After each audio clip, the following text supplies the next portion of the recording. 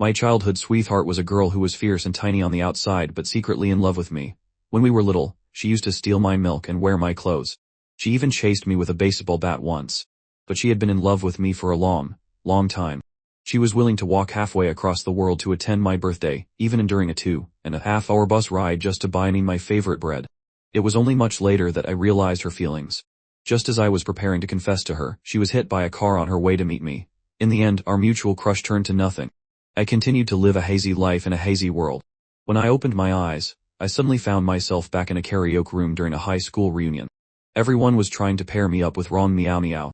Just then, a soft hand took mine, and a sweet, shy voice whispered, "Oh, you guys, stop teasing.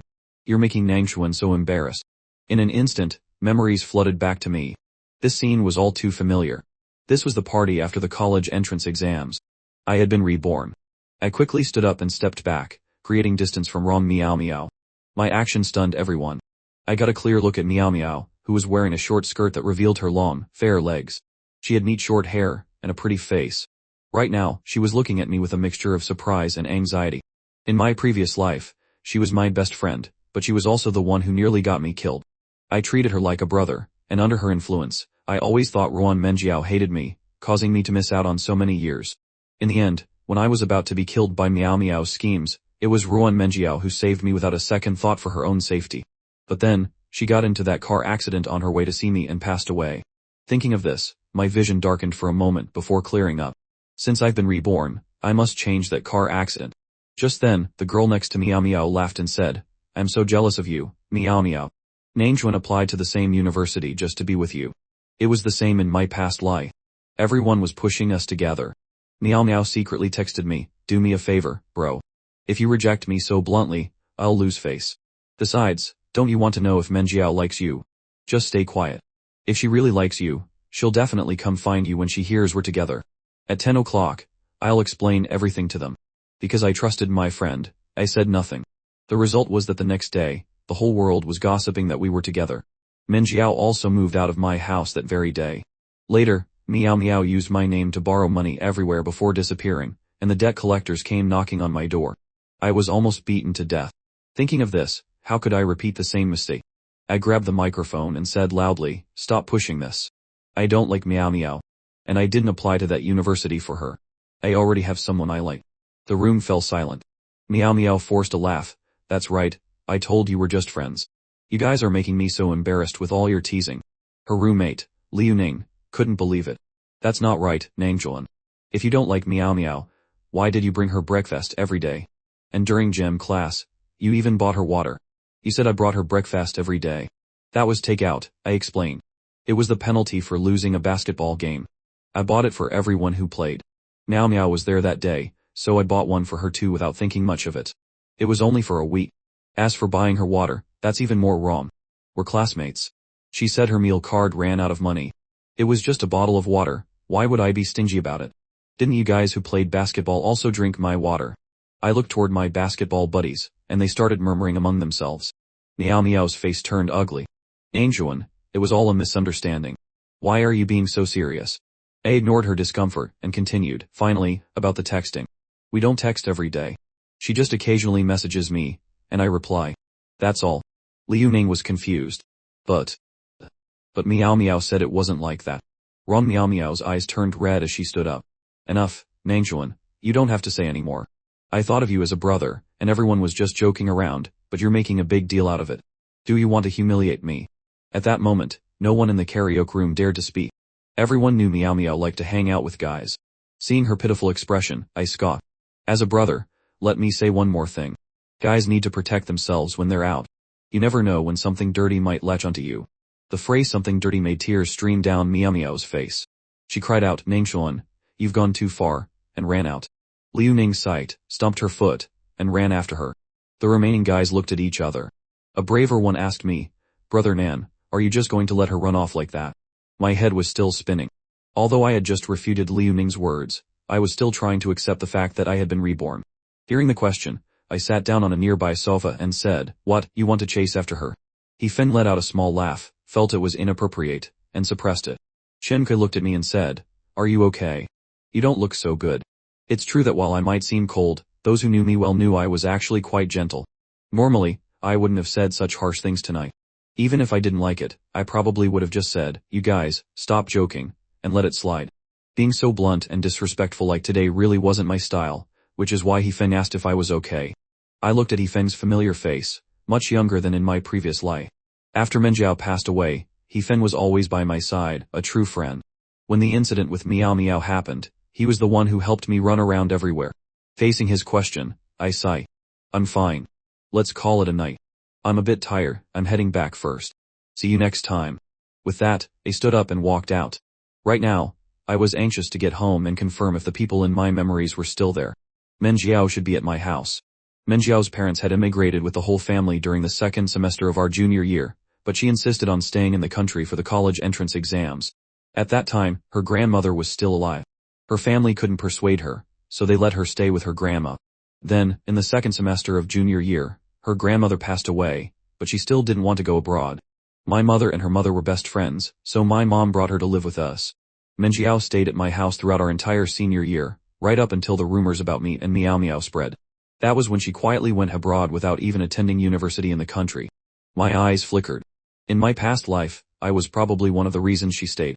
This life, I won't be like my past self, liking her but not daring to say it until she was in an accident, the flowers ungifted, the confession unspoken.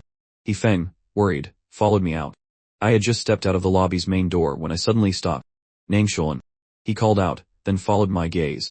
Standing at the entrance was a girl in sportswear, which still couldn't hide her tall figure and alluring curves. Her hair was tied in a high ponytail, and her oval face was lowered as she fiddled with her phone, her eyelashes cast down. In her hand, she held a baseball bat. This made more than a few passing guys glance her way. After all, who wouldn't want to take another look at a beautiful girl? He-Feng saw this and immediately understood. He was my middle school classmate, and one of the few who knew Menjiao, and I were childhood sweethearts. He was also the only one who had witnessed Menjiao chase me down with a baseball bat.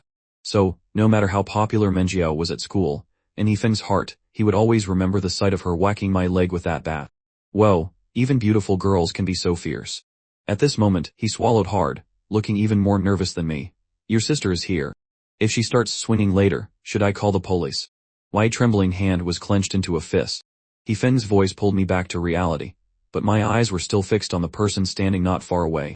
"She's not my sister. Didn't you say she's older than you?" He-Feng asked, surprised. I just waved my hand, leaving him with a "I'm leaving," and walked quickly toward Menjiao. So weird, so weird. My heart was pounding, and I had no mind to consider what He-Feng was thinking. Walking up to Menjiao, I asked softly, "Why are you here?" My voice was a little hoarse. The girl who had been looking down at her phone looked up at me, a flicker of something in her beautiful peach blossom eyes. Menjiao quickly put her phone away, her expression indifferent. "Came to get the key from you. I forgot mine." Hearing her familiar voice, my eyes stung. Afraid she would notice, I quickly looked away, grunted at him, and asked, "Have you been waiting long?" Menjiao looked at me in surprise. She always felt I was cold towards her. In the past, I would have probably just handed her the key, and left without another word. Why was I being so chatty today? She couldn't deny a little bit of joy in her heart, but her face remained as cool as ever. Not too long. After saying that, Menjiao seemed to remember something. She had just seen Meow Meow run out crying. Was he coming out to chase after Meow Meow? At that thought, Menjiao's eyes dimmed. "If you give me the key, I'll head back first." I looked at her, puzzled. "If I give it to you, how will I get in later? Let's go back together." After speaking, I took out my phone to call a taxi. "Or is there somewhere else you want to go?" "Go back together." Menjiao's voice held a trace of uncertainty. "Aren't you going to chase after Meow Meow?" I saw her crying. After saying that, she paused and turned her face away. "You just finished your exams, I won't tell on you to Auntie. I won't report you for dating early." I couldn't help but laugh. I really was an idiot before. How did I not realize Menjiao liked me? The young girl's thoughts, and the emotions in her beautiful eyes were impossible to hide. At this moment I had to admit that my past self was a fool to believe Meow Meow's words, to believe her so-called analysis that Menjiao hated me and didn't like me. I sighed. What does it have to do with me? I'm not her parent. Does she cry and expect me to comfort her? After speaking, I waved at an approaching car. "Let's go home." I reached out, intending to take her hand, but stopped myself, pretending it was nothing, and pulled my hand back. "Let's go." "Menjiao." "Menjiao." She reacted after a moment. "But I thought you and Meow Meow.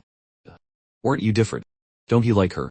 Menjiao looked at me, hesitated for a second, but still got in the car. As she sat down, her finger accidentally touched her phone screen. I noticed it read, "Jinangjuan, you big idiot."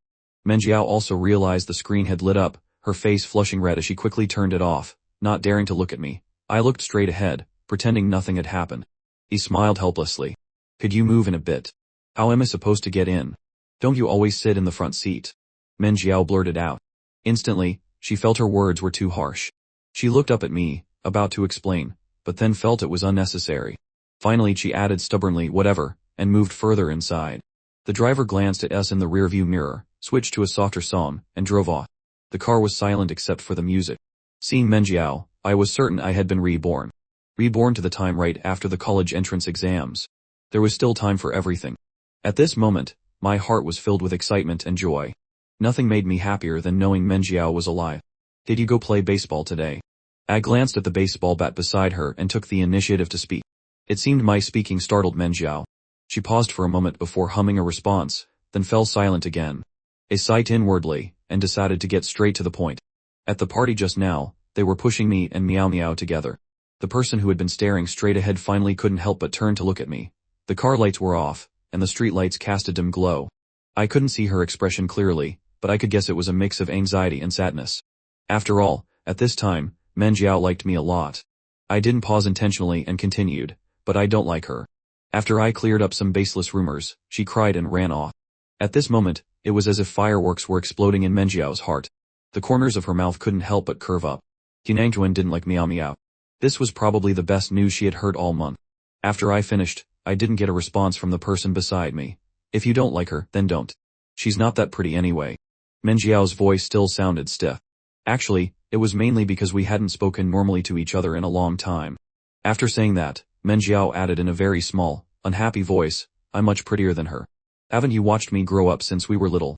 If you're looking for a girlfriend, shouldn't you find someone prettier than me?" Menjiao felt a pang in her heart, but her expression remained cold. "But you look much better when you smile. You're the most beautiful girl I've ever seen." As soon as these words were spoken, the atmosphere between the two of us became magical.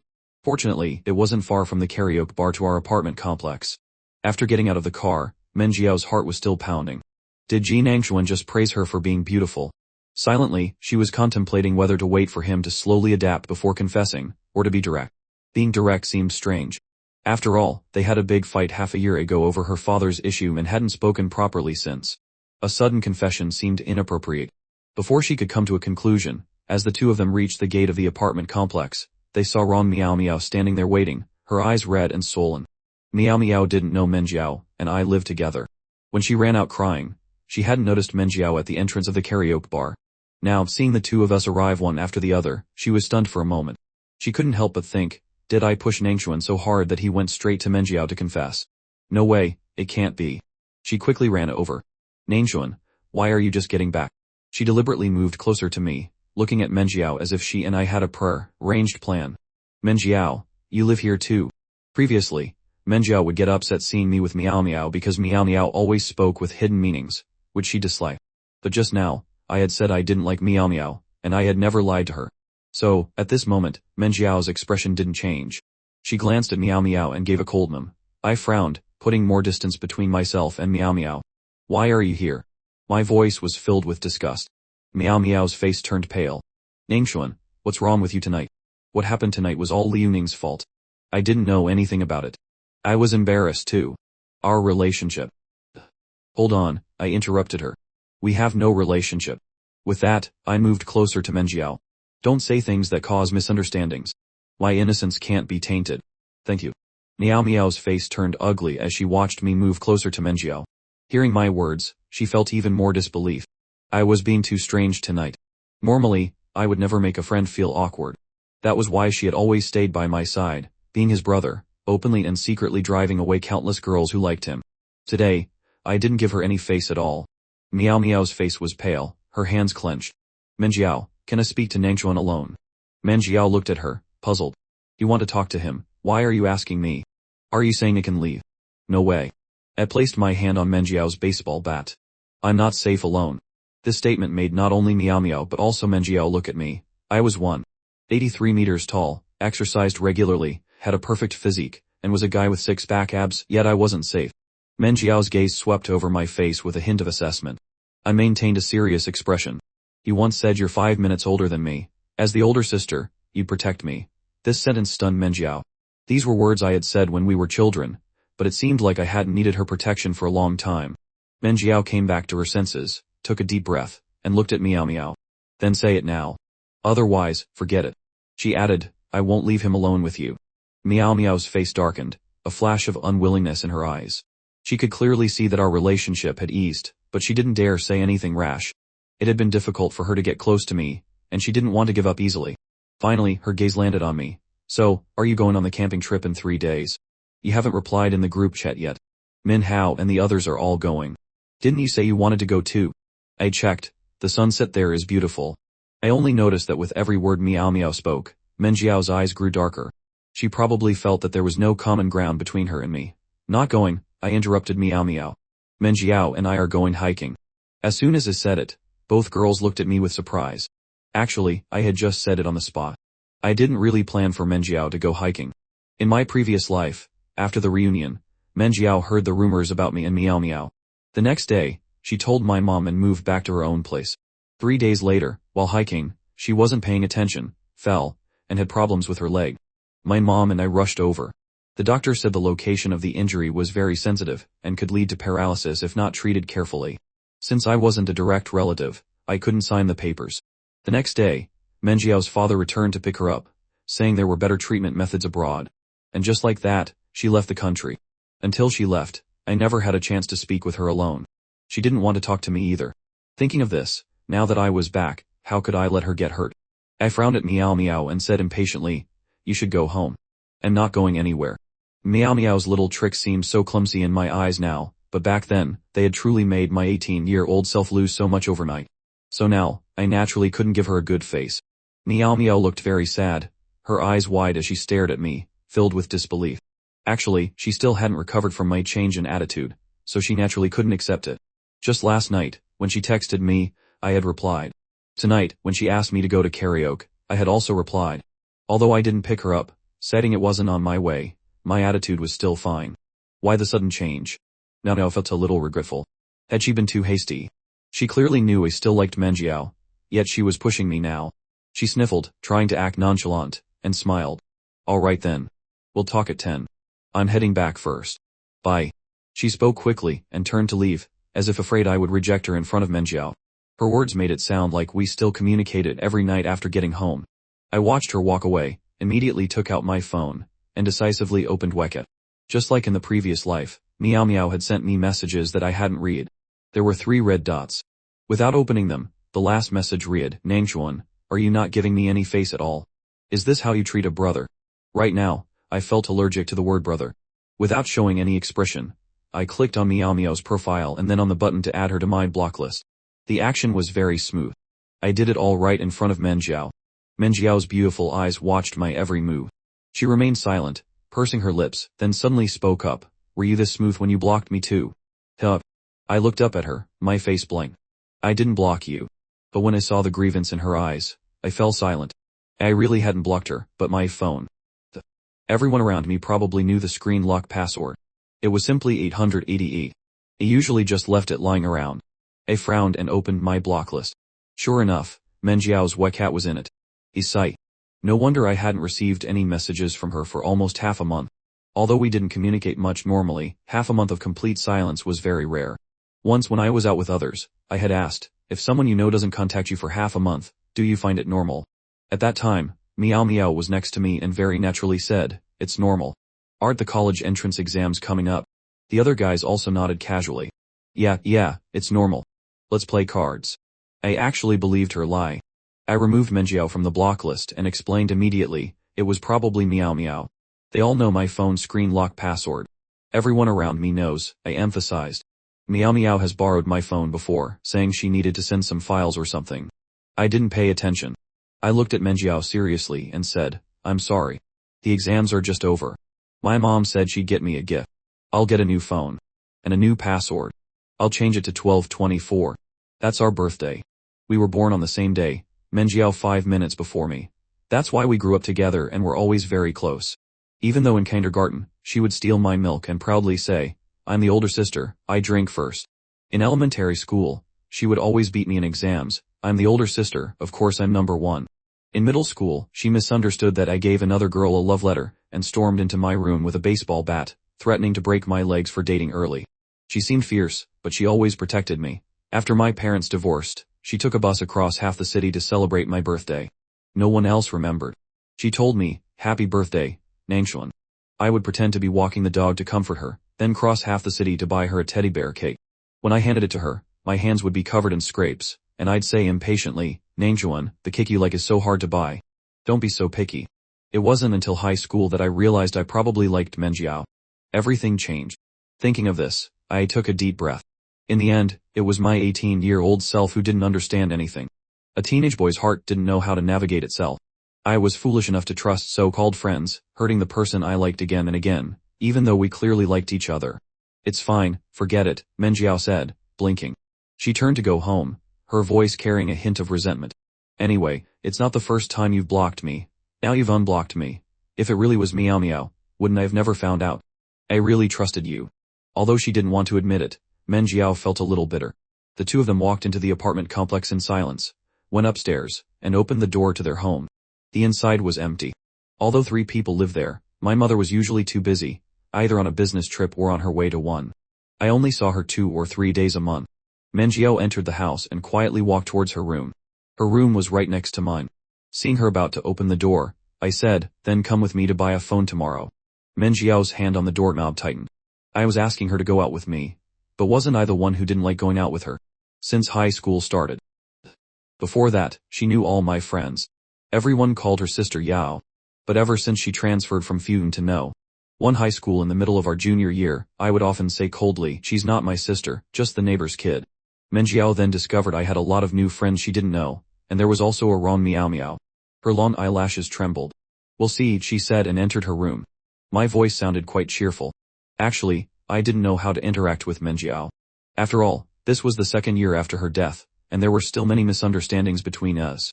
In my 3rd year of university, Menjiao returned to the country. We met again. By then, I had been thoroughly deceived by Meow Meow. I later found out she had taken out online loans and couldn't repay them, so she started borrowing from people around her. In the end, she couldn't cover the debt, dropped out of school, and disappeared. No one knew where she went. But many times, she had borrowed money using my name. I had always denied any romantic relationship with Meow Meow, but every time I did, people treated it as a joke and teased us even more. Besides, apart from Meow Meow, there were no other close female friends around me. It was a miserable situation. That was when Menjiao appeared and saved me. She stood at the alley entrance, holding her phone, and said she would call the police. The group of people cursed and left. Menjiao walked up to me, her eyes red, and scolded, "You idiot. She doesn't treat you well at all." After that, although Menjiao was reluctant, she still took care of me every day. Our relationship gradually returned to its familiar state from before. Until our 23rd birthday, Menjiao's and mine. She said she had prepared a gift for me. The result was that she never came back. Our birthday became the anniversary of her death. The words "I like you" were never spoken. The banquet I had prepared was never given. For the next 2 years, I was merely existing. Entering my room and closing the door, I finally covered my face and cried. Tears soaked my palms, but my heart felt incredibly relieved. Perhaps I wasn't a bad person in my past life, so heaven took pity on me and gave me a chance to start over. This time, I won't overthink things. If I like her, I'll approach her, treat her well. In a relationship, isn't it about liking each other and working together? We clearly always liked each other.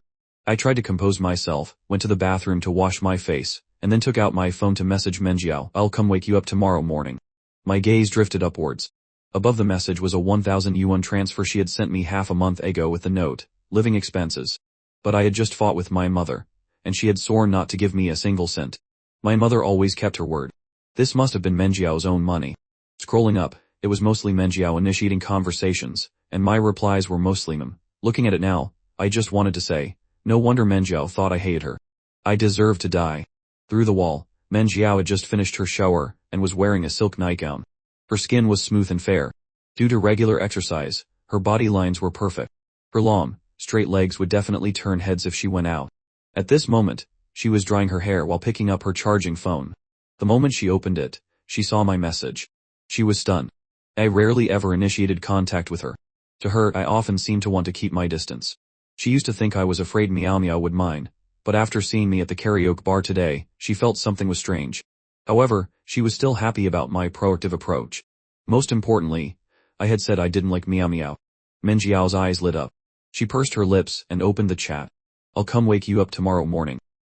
My mom said she wouldn't give me a single cent for living expenses last month. It seems I've discovered your little secret. Below was a screenshot of a chat. The profile picture was Zhao Ye, my mother. You brat, don't even think about asking me for a single cent of living expenses this month. The message was sent on May 23rd. Menjiao scrolled up and indeed saw she had transferred 1,000 yuan to me on that day. The seemingly cool girl's face instantly turned red. Her secret had been exposed so blatantly, and by me of all people. She threw her phone on the bed, and covered her blushing face with her hands. So embarrassing, she couldn't help but stomp her foot and let out a small cry. Then, there was a light knock on the adjacent wall. The phone on the bed also vibrated. What are you doing? Menjiao glared at the phone, her already hot face feeling like it was about to catch fire. The exposed skin on her body also started to turn pink. I stared at the phone for a while and chuckled to myself. I actually knew Menjiao was probably stomping her feet again. She had been like that since she was little. Whenever she was nervous, happy, or embarrassed, she liked to stomp her feet. Thinking of her covering her face and stomping, I still found her adorable. This seemingly cool girl, when embarrassed, her skin would turn pink, and her eyes would shimmer, making one want to tease her even more. Sure enough, the phone quickly vibrated again. Nothing. Good night. I looked at the good night message, imagining her expression, and felt a little regretful that I couldn't see it in person. I wondered what the success rate would be if I went over and confessed directly right now. While I was seriously calculating in my head and replying good night, someone suddenly tagged me in a group chat. It was the group of friends from tonight, with only 9 people in it. As soon as I entered, it was filled with messages from Meow Meow. Nangshuan, what do you mean by blocking me? Are you even a man? Can't take a little joke. Besides, I'm a victim too, okay? Ji Nangshuan, if you're going to be so petty, that's really boring. Ji Nangshuan, even through the screen, I could feel she had lost her composure. Her cool facade was gone. What about the time she put Menjiao on the block list? In the group, someone named He Sinning said, it was just a joke, don't be so mad. Another person said, actually, Ron isn't bad. She's a good match for Brother Nan. The person who said this was probably just trying to stir up trouble and was told to get lost by Meow Meow in a fake, annoyed tone. The group was a bit lively. They sent a message, who touched my phone and blocked Menjiao half a month ago.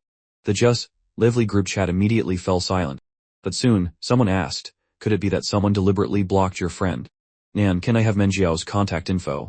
From now on, you're my real brother, haha. Min Hao, you're too shameless. Menjiao looks like an otherworldly fairy. You have no chance. This was He Feng. He suddenly said, I've seen Meow Meow touch your phone before. Normally, everyone knows their limits. No one would dare to mess with it. Yahello had been silent since I sent my message. When she saw He Feng's words, she finally spoke up. I don't know anything. Am I sick in the head to go around blocking Nangshuan's friends? At this moment, Meow Meow had just gotten home, her face ugly. So, he blocked me because of Menjiao. Thinking of this possibility, Meow Meow wanted to cry. She met me in our sophomore year. At that time, she had long hair and was an ordinary, unremarkable girl.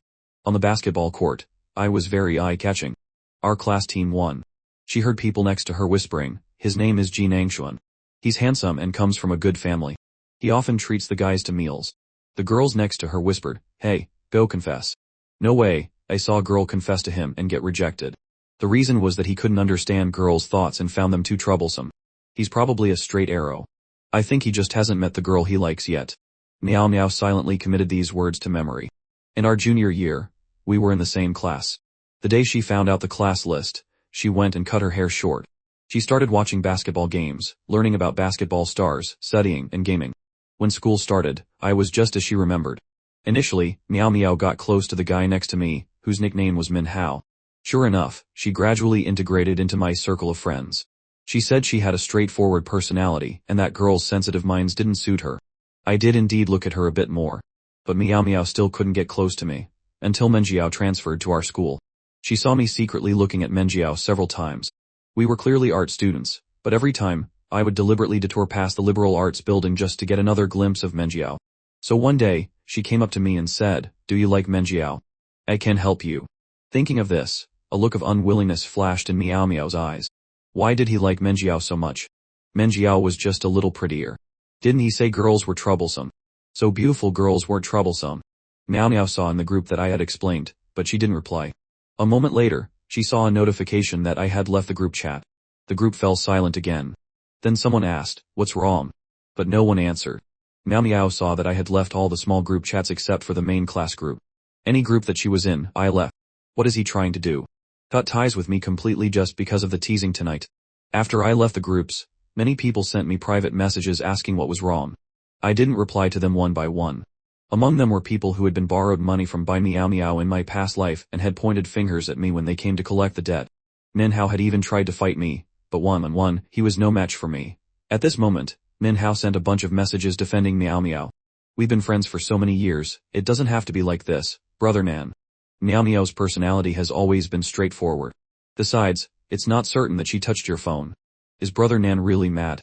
If I couldn't see that Manhwa liked Meow by now, I would be truly blind. No wonder I used to feel that he sometimes spoke with a sour tone. But I also admired him. The girl he liked was in love with someone else, yet he still helped her pursue him. What a noble sentiment. I replied, "Meow likes me, you can see that, yet you still help her pursue me. Don't you like her?" The other side immediately went silent.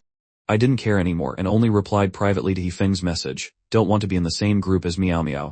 Afraid I won't be able to resist cursing." Hefeng on the other end typed "damn," and then called me directly. "Damn, brother Nan, you're something else.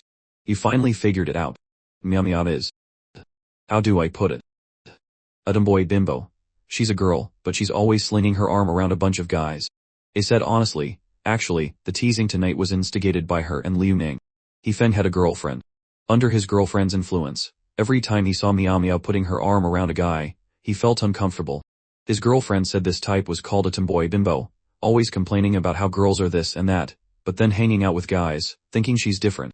Anyway, Hefeng didn't quite understand, but he kept his distance. Today, before the reunion, he went to the restroom and overheard a conversation between Liu Yu and Meow. Although Meow didn't explicitly suggest it, she guided Liu Yu to start the teasing. He had never seen her bring Liu Yu to a gathering before, but today she suddenly did. The purpose was very clear. He didn't say anything before because he thought I really liked Meow. Hefeng didn't want to say these things. When people like each other, it's called affection, otherwise it's called messing around. Now that he saw I had finally seen Meow's true colors, Hefeng spoke his mind. After saying his piece, he was still curious. "But wasn't your relationship with her good before?"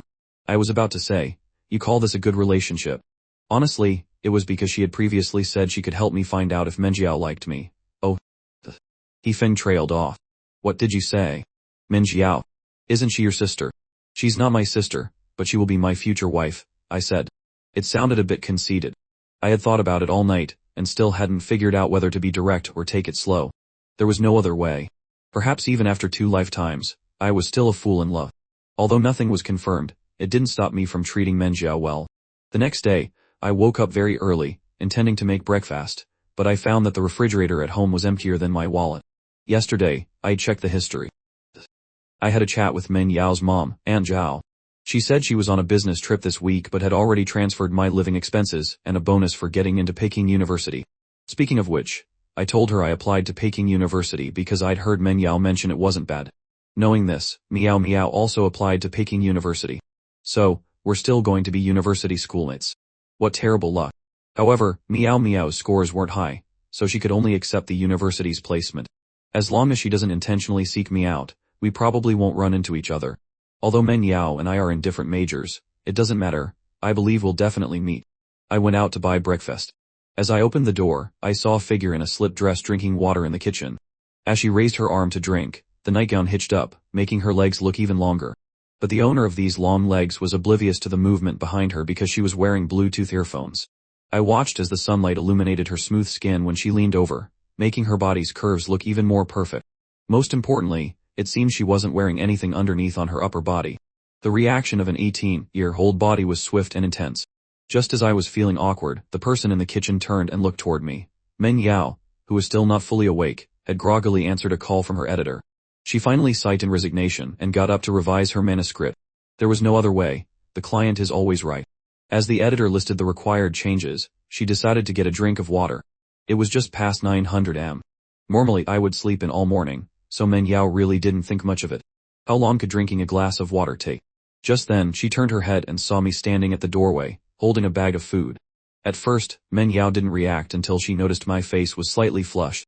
Suddenly, her face turned bright red. She remembered she was wearing a slip dress and no bra. The air seemed to freeze. I have excellent eyesight, so I clearly saw Men Yao's face blush in an instant, and I also saw although it felt a bit perverted to think it, her figure was truly beautiful.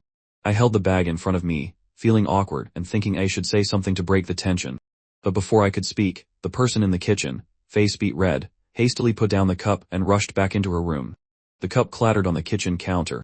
I opened my mouth but couldn't make a sound. Then, I felt something strange in my nose.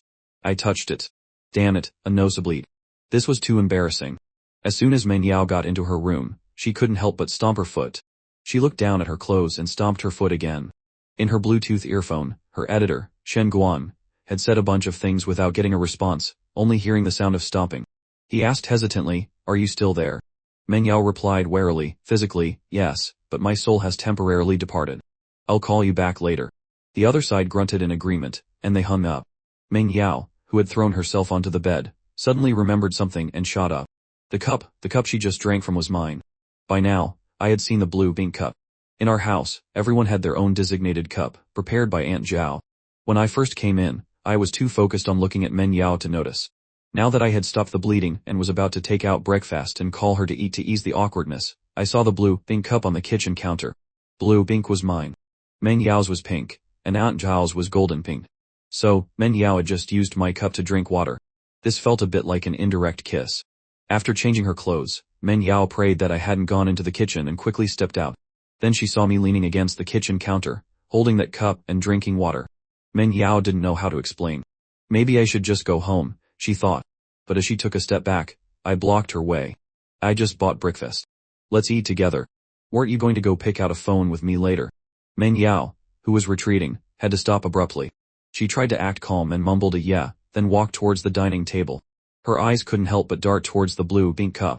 I saw all her little movements but pretended not to notice. I poured milk into the washed pink cup that was nearby, held one cup in each hand, and brought them out. The pink cup was gently placed in front of Men Yao. I bought rice rolls, buns, and fried duff sticks. "What do you want to eat?"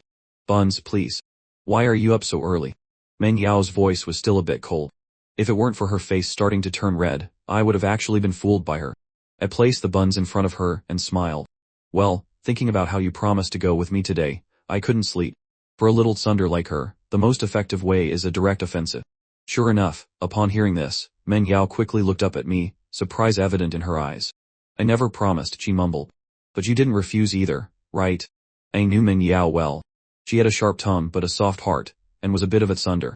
Usually, not refusing meant agreeing. As expected, after I said that, Men Yao fell silent. I deliberately put on a disappointed look and asked, "You don't want to go with me? Or do you have other plans?" "I don't," Men Yao cut me off firmly. She glanced at me and said, "I don't have anything else to do. Even if I did, it's not like I wouldn't go with you. Let's eat first."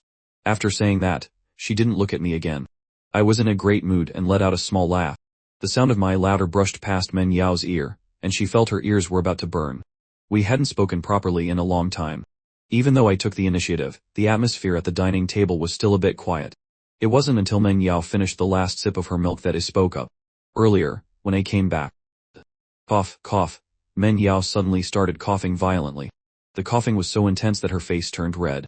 I got a little worried, stood up, and handed her some tissues. Just as I was about to pat her on the back, she waved her hand. "I'm fine now."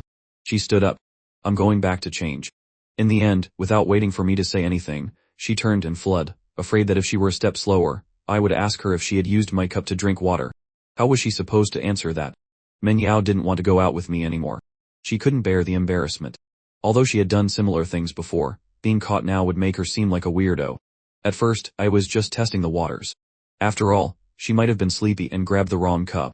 She did look like she had just woken up. But now, it seemed she knew exactly what she was doing, and it was very likely not the first time. I thought I understood Men Yao very well. We were childhood friends who grew up together. Although we were apart for 3 years, we became close again after she returned to the country, just short of breaking through that final barrier. Theoretically, I should understand her well enough. Looking at the cup in my hand now, I suddenly felt that I still didn't understand her completely. Perhaps Men Yao had many other sides I didn't know about. To be honest, I was a little excited now. I cleaned up the dining table and went back to my room to change. When I came out, I saw that the door to the room next to mine was still closed. I raised an eyebrow, walked towards the kitchen, found the pink cup from earlier, took a picture of it, and sent it on WeChat to the contact I had just pinned to the top last night. I wasn't careful and used the wrong cup just now. Does this count as an indirect kiss? Less than a minute after I sent it, the tightly shut door opened. Meng Yao's eyes were still a little watery. "In Chuan, are you flirting with me?" Yes, I was.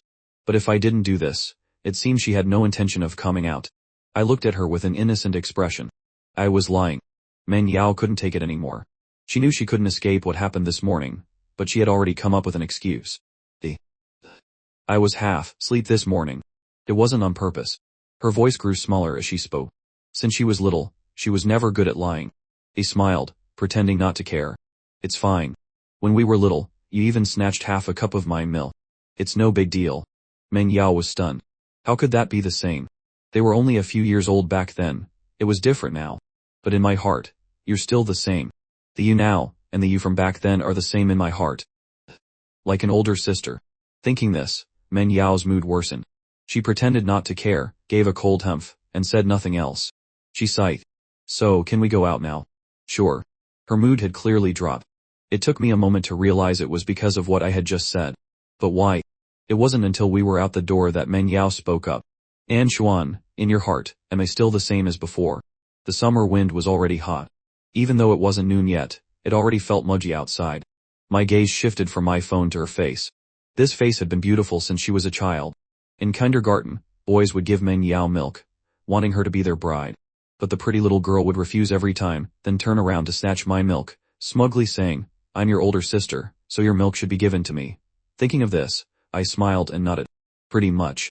As expected, Meng Yao's eyes dimmed with disappointment. Less than 2 seconds later, she heard me continue, "Haven't I always been a special person in your heart? It's the same for me." This was both a test and a hint. Sure enough, Meng Yao was stunned. I didn't dare say more. "Let's go, the car is here." Meng Yao followed behind me, processing what I had just said. So, what Nan Xuan means is that I'm also special to him. From last night until now, the change in my attitude was too obvious, making her wonder if it meant what she thought it meant. Meng Yao had been impatient since she was a child. The only thing she had been patient with for a long time was her secret crush on me. This time, she didn't hesitate for long. As soon as she got in the car, she asked directly, "Nan Xuan, what did you mean by that just now?" Exactly what it sounds like. "You're special to me." I was a little surprised by her directness, but I answered without hesitation. Then, "Do you have someone you like now?" Meng Yao didn't beat around the bush and directly asked about the girl I like. If he said no, perhaps she would have the courage. Although it was a bit rushed, Meng Yao was afraid of another Meow Meow appearing. She didn't want to see another girl being so close to me. Back then, Meow Meow's appearance had caught Meng Yao off guard. Although Meow Meow never explicitly said she was my girlfriend, her possessive attitude was palpable and it pained Meng Yao every time she saw it. At that time, my relationship with my father was terrible. Uncle Nan had indeed found her a few times to give me some gifts. I hadn't wanted to see Uncle Nan for 2 or 3 years then. Meng Yao had actually refused, not wanting to force me into something I didn't want to do. But he still saw it. I misunderstood, and thought the things she gave me were bought by my father. We had a huge fight, and our relationship hit rock bottom. It wasn't that she hadn't thought about explaining, but it seemed we could never have a proper conversation. Just like that, our relationship drifted further and further apart. We used to be so close. Thinking of this, Meng Yao's expression soured. Without waiting for my answer, she said, "Never mind. I just feel like you've changed a bit since last night. I don't know why, but I'm very happy." Her straightforwardness surprised me a little. Meng Yao sighed. "Forget it, don't say anything. I want to hold on to this good mood for a little longer. We haven't talked so calmly and peacefully like this in a long time." Those beautiful eyes looked straight at me. "I think we should just get along peacefully today."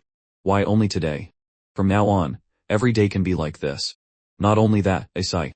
"Don't you want to hear my answer?" "I don't want to anymore. I regret asking. When you love someone, you often lack confidence and adopt an ostrich-like mentality. Meng Yao was like that right now.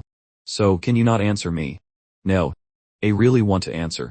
I already have a girl I like," I said directly. "I've liked her for about 3 years now." Meng Yao's heart, which had been hanging in suspense, completely sank. 3 years. Before she was even in the same school as me, back in the 10th grade, I already had someone I liked. She glared at me. "Fine, I get it. Shut up. Aren't you even going to ask who it is?" "Shut up." Her voice was fierce but full of grievance. "Okay, I won't say it. Have you heard of the poem written on the wall at West Forest Temple?" "No." "Now shut up. Wasn't this the perfect time to confess? But seeing her eyes turning red as if she was about to cry, I chickened out. I had a feeling that even if I said the person I liked was her, Manhwa wouldn't believe me. There were too many barriers between us. Perhaps ever since I threw all the gifts she gave me out of my room, an invisible wall had formed between us. What I needed to do now was to break down that wall, not stand on this side of it, and shout I like you to the person on the other side. That would be insincere and wrong.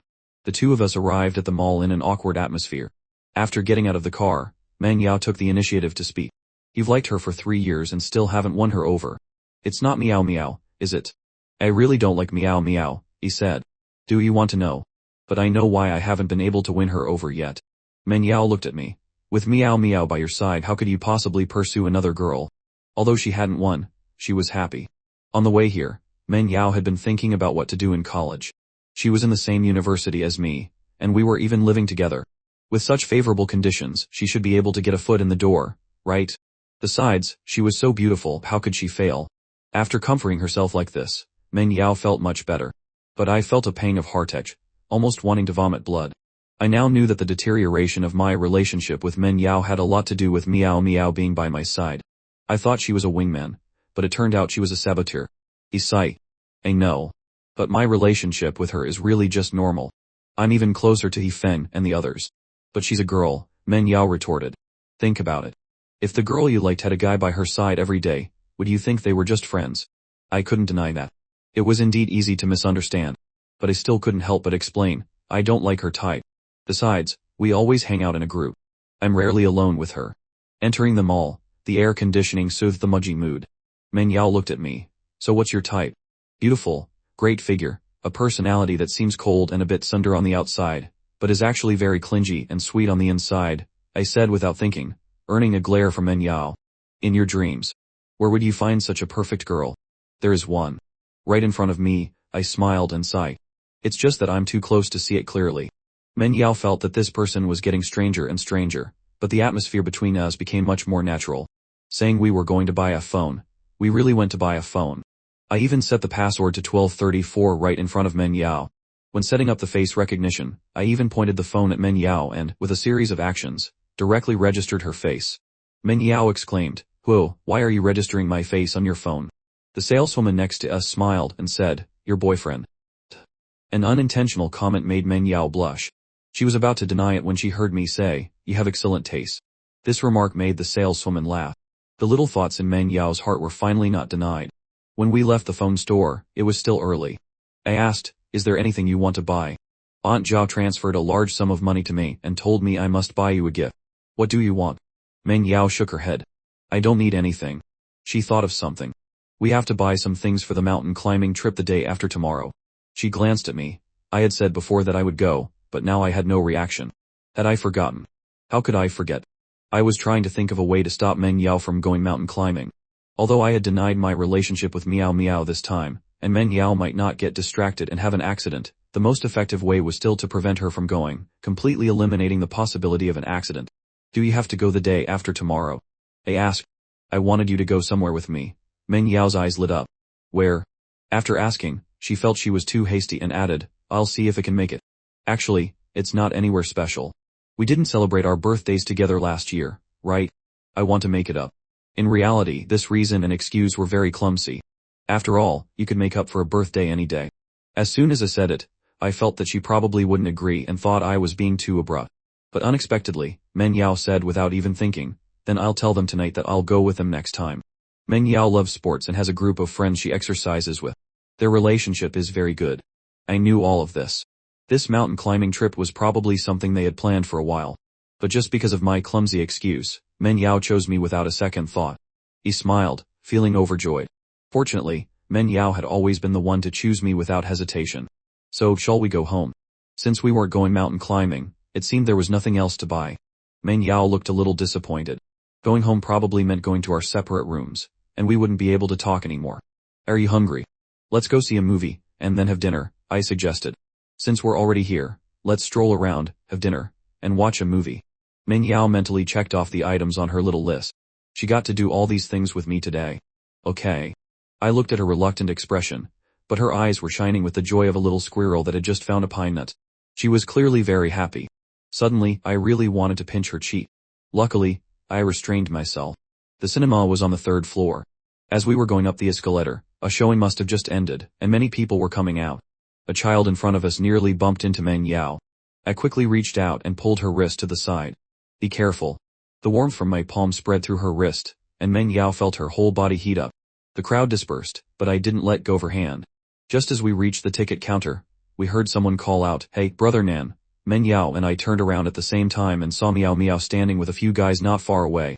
They had probably just finished a movie. One of the guys smiled cheerfully. "Oh, it really is Brother Nan. I just said it looked a bit like you."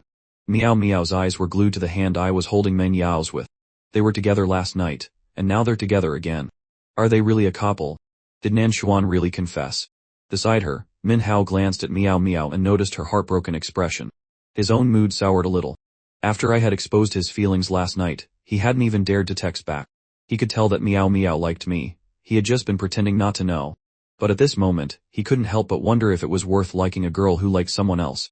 She even used the excuse of being bros to get close to me, asking him to help her pursue me. Today, she had even complained in the group chat, dragging a bunch of friends out. But no matter what he did, she wouldn't even spare him a glance. I nodded at them. "You guys came to see a movie too?" Brother Nan, are you and Sister Meng Yao?" One of the guys winked. Meng Yao's hand twitched, wanting to pull away from mine. I glanced at her and smiled at the guy. "Stop being so nosy, or you'll get hurt." The guys chuckled. "Brother Nan, you're not even denying it. Normally, if there was nothing going on, you'd deny it right away." Amid everyone's laughter, Meow Meow suddenly spoke up, her voice tinged with sarcasm. "So, Nan Xuan, you blocked me because you got a new girlfriend." "Meng Yao, Nan Xuan and I have been friends for many years. Don't be so petty." Her voice carried an envy she herself didn't realize. It wasn't like this when others got girlfriends before. She was implying that Meng Yao was petty. Meng Yao glanced at her, a faint smile playing on her lips. "Who are you to me? And yes, I am petty. I don't want my boyfriend to have a close female friend." Meow Meow's expression changed slightly. She hadn't interacted much with Meng Yao before. She only heard from others when Meng Yao transferred to their school in the 11th grade. The liberal arts and science classes were separate. I and she were both art students, while Meng Yao was in the liberal arts class. Their classrooms weren't even in the same building. But as soon as Meng Yao transferred, she became the talk of the school because of her excellent grades, stunning looks, and athletic ability. She was too perfect. Many people liked her. Even Min Hao, who Meow Meow knew liked her, couldn't help but look at Meng Yao a few more times. The school didn't have official titles like Campus Belle or Campus Hunk, but Meng Yao was universally acknowledged as beautiful. Moreover, she had a cold demeanor that gave her an otherworldly feel. So, her bluntness at this moment caught Meow Meow off guard, leaving her speechless. As was her habit, she looked towards me, only to see me looking at Meng Yao with a smile-filled gaze, not even sparing her glance. Meow Meow's face turned even paler, but she still managed to force a smile. "Nan Xuan, you're not the type to do whatever your girlfriend says, are you? Are you being henpecked? Are you still a man? If it were friends joking in private, it would be fine. But saying something like that in front of everyone seemed like she was looking for a fight." The other guys looked at each other, feeling awkward. Just a moment ago, Meow Meow had been tearfully proclaiming her innocence, saying I couldn't take a joke and that she had no romantic feelings for me. But now, she was saying things like this. How could it not sound like she had feelings? It sounded like she was jealous and fighting for him. Min Hao pulled her arm, trying to smooth things over. "Just kidding. Hey, Brother Nan, we won't disturb you two watching your movie. We're going to eat." I listened to her. Whatever she says, I'll do. My gaze fell on Meow Meow, not hiding my disgust. "Should I listen to you instead? You think too highly of yourself. And I don't need you to act all buddy with me. It's easy to cause misunderstandings. Actually, I can't accept having friends of the opposite sex." I ignored the strange and awkward expressions of everyone and the teary-eyed look of Meow Meow, adding one more sentence. "I consider myself to have said that gently enough and saved you some face." Actually, it wasn't that I was giving Meow Meow face, but I was afraid that changing too quickly would make Meng Yao find it strange. Although she was quite well behaved now, and didn't seem to care much. Even so, Meow Meow still cried and ran away. Min Hao hurriedly chased after her. The remaining two guys were embarrassed, and could only quickly say goodbye to me and Meng Yao before leaving. They were just called out by Min Hao to watch a movie and eat. Who knew they would encounter such a dramatic scene? Meow Meow wasn't embarrassed, but they were very embarrassed. After they left, I turned to look at Meng Yao and saw her face was flushed. "Weren't you just sparring with Meow Meow? Why are you blushing?" Actually, Meng Yao was blushing because of my I listened to her line. Moreover, I didn't deny that she was my girlfriend. Not at all. Meng Yao's rich imagination had already come up with names for our children. So, she couldn't help but blush. Alright, I looked at her blushing face and was about to speak. Although it was just her imagination, Meng Yao didn't want to be found out. Seeing my hesitant and puzzled look, she immediately turned around. I'm going to buy the tickets. She didn't want to be asked. It was too embarrassing. Anyway, for today, she counted as my girlfriend. One day was fine too. I found that Meng Yao gave me no chance to speak at all. After buying the tickets and drinks, she turned and walked quickly to the ticket checkpoint. After we sat down, she shoved the popcorn and soda into my hands, then stared at the screen showing commercials with a look of astonishment, refusing to look at me. I was a little amused and sighed. What movie is it? Seeing that I didn't mention what just happened, Meng Yao turned to look at me and handed me the movie tickets. I don't know. I bought tickets for the nearest show time. Just as she finished speaking, the lights in the theater dimmed. The movie was about to start. My hand, which was about to take the tickets, touched Meng Yao's hand. My hand was warmer. I felt her hand flinch slightly, but then it didn't move. The screen lit up. I looked at her and saw her staring at the screen with a look of surprise, her hand still in the position of handing over the tickets, as if the flinching movement just now had never happened. I looked at her with a smile in my eyes and then turned to look at the movie that had started on the screen. My hand accurately grabbed Meng Yao's, taking the 2 tickets from her palm. My fingertips brushed against her palm. Then I turned to look at her. I saw her eyes were wide open, her small hand clenched tightly. Sorry, I didn't see clearly just now. It's too dark, I'm not used to it yet, I said with a smile, still holding the 2 tickets. The movie had started, and the sound was quite loud, so I saw her lips move, probably saying it's okay, but I didn't hear a sound. Or maybe she didn't say anything at all. Meng Yao didn't know if she had said anything. Her heart was beating so loudly that she was afraid the person next to her would hear it. Mainly because the spot on her palm that I had touched was still burning hot. She clenched her hand, her heart pounding like a drum. How could she possibly take the initiative to pursue me when she was like this? In fact, neither of us was in the mood to watch the movie. It wasn't until blatantly explicit scenes appeared on the screen, with moans echoing throughout the cinema, that I was stunned. I looked at the direct images, thinking, can this even be shown?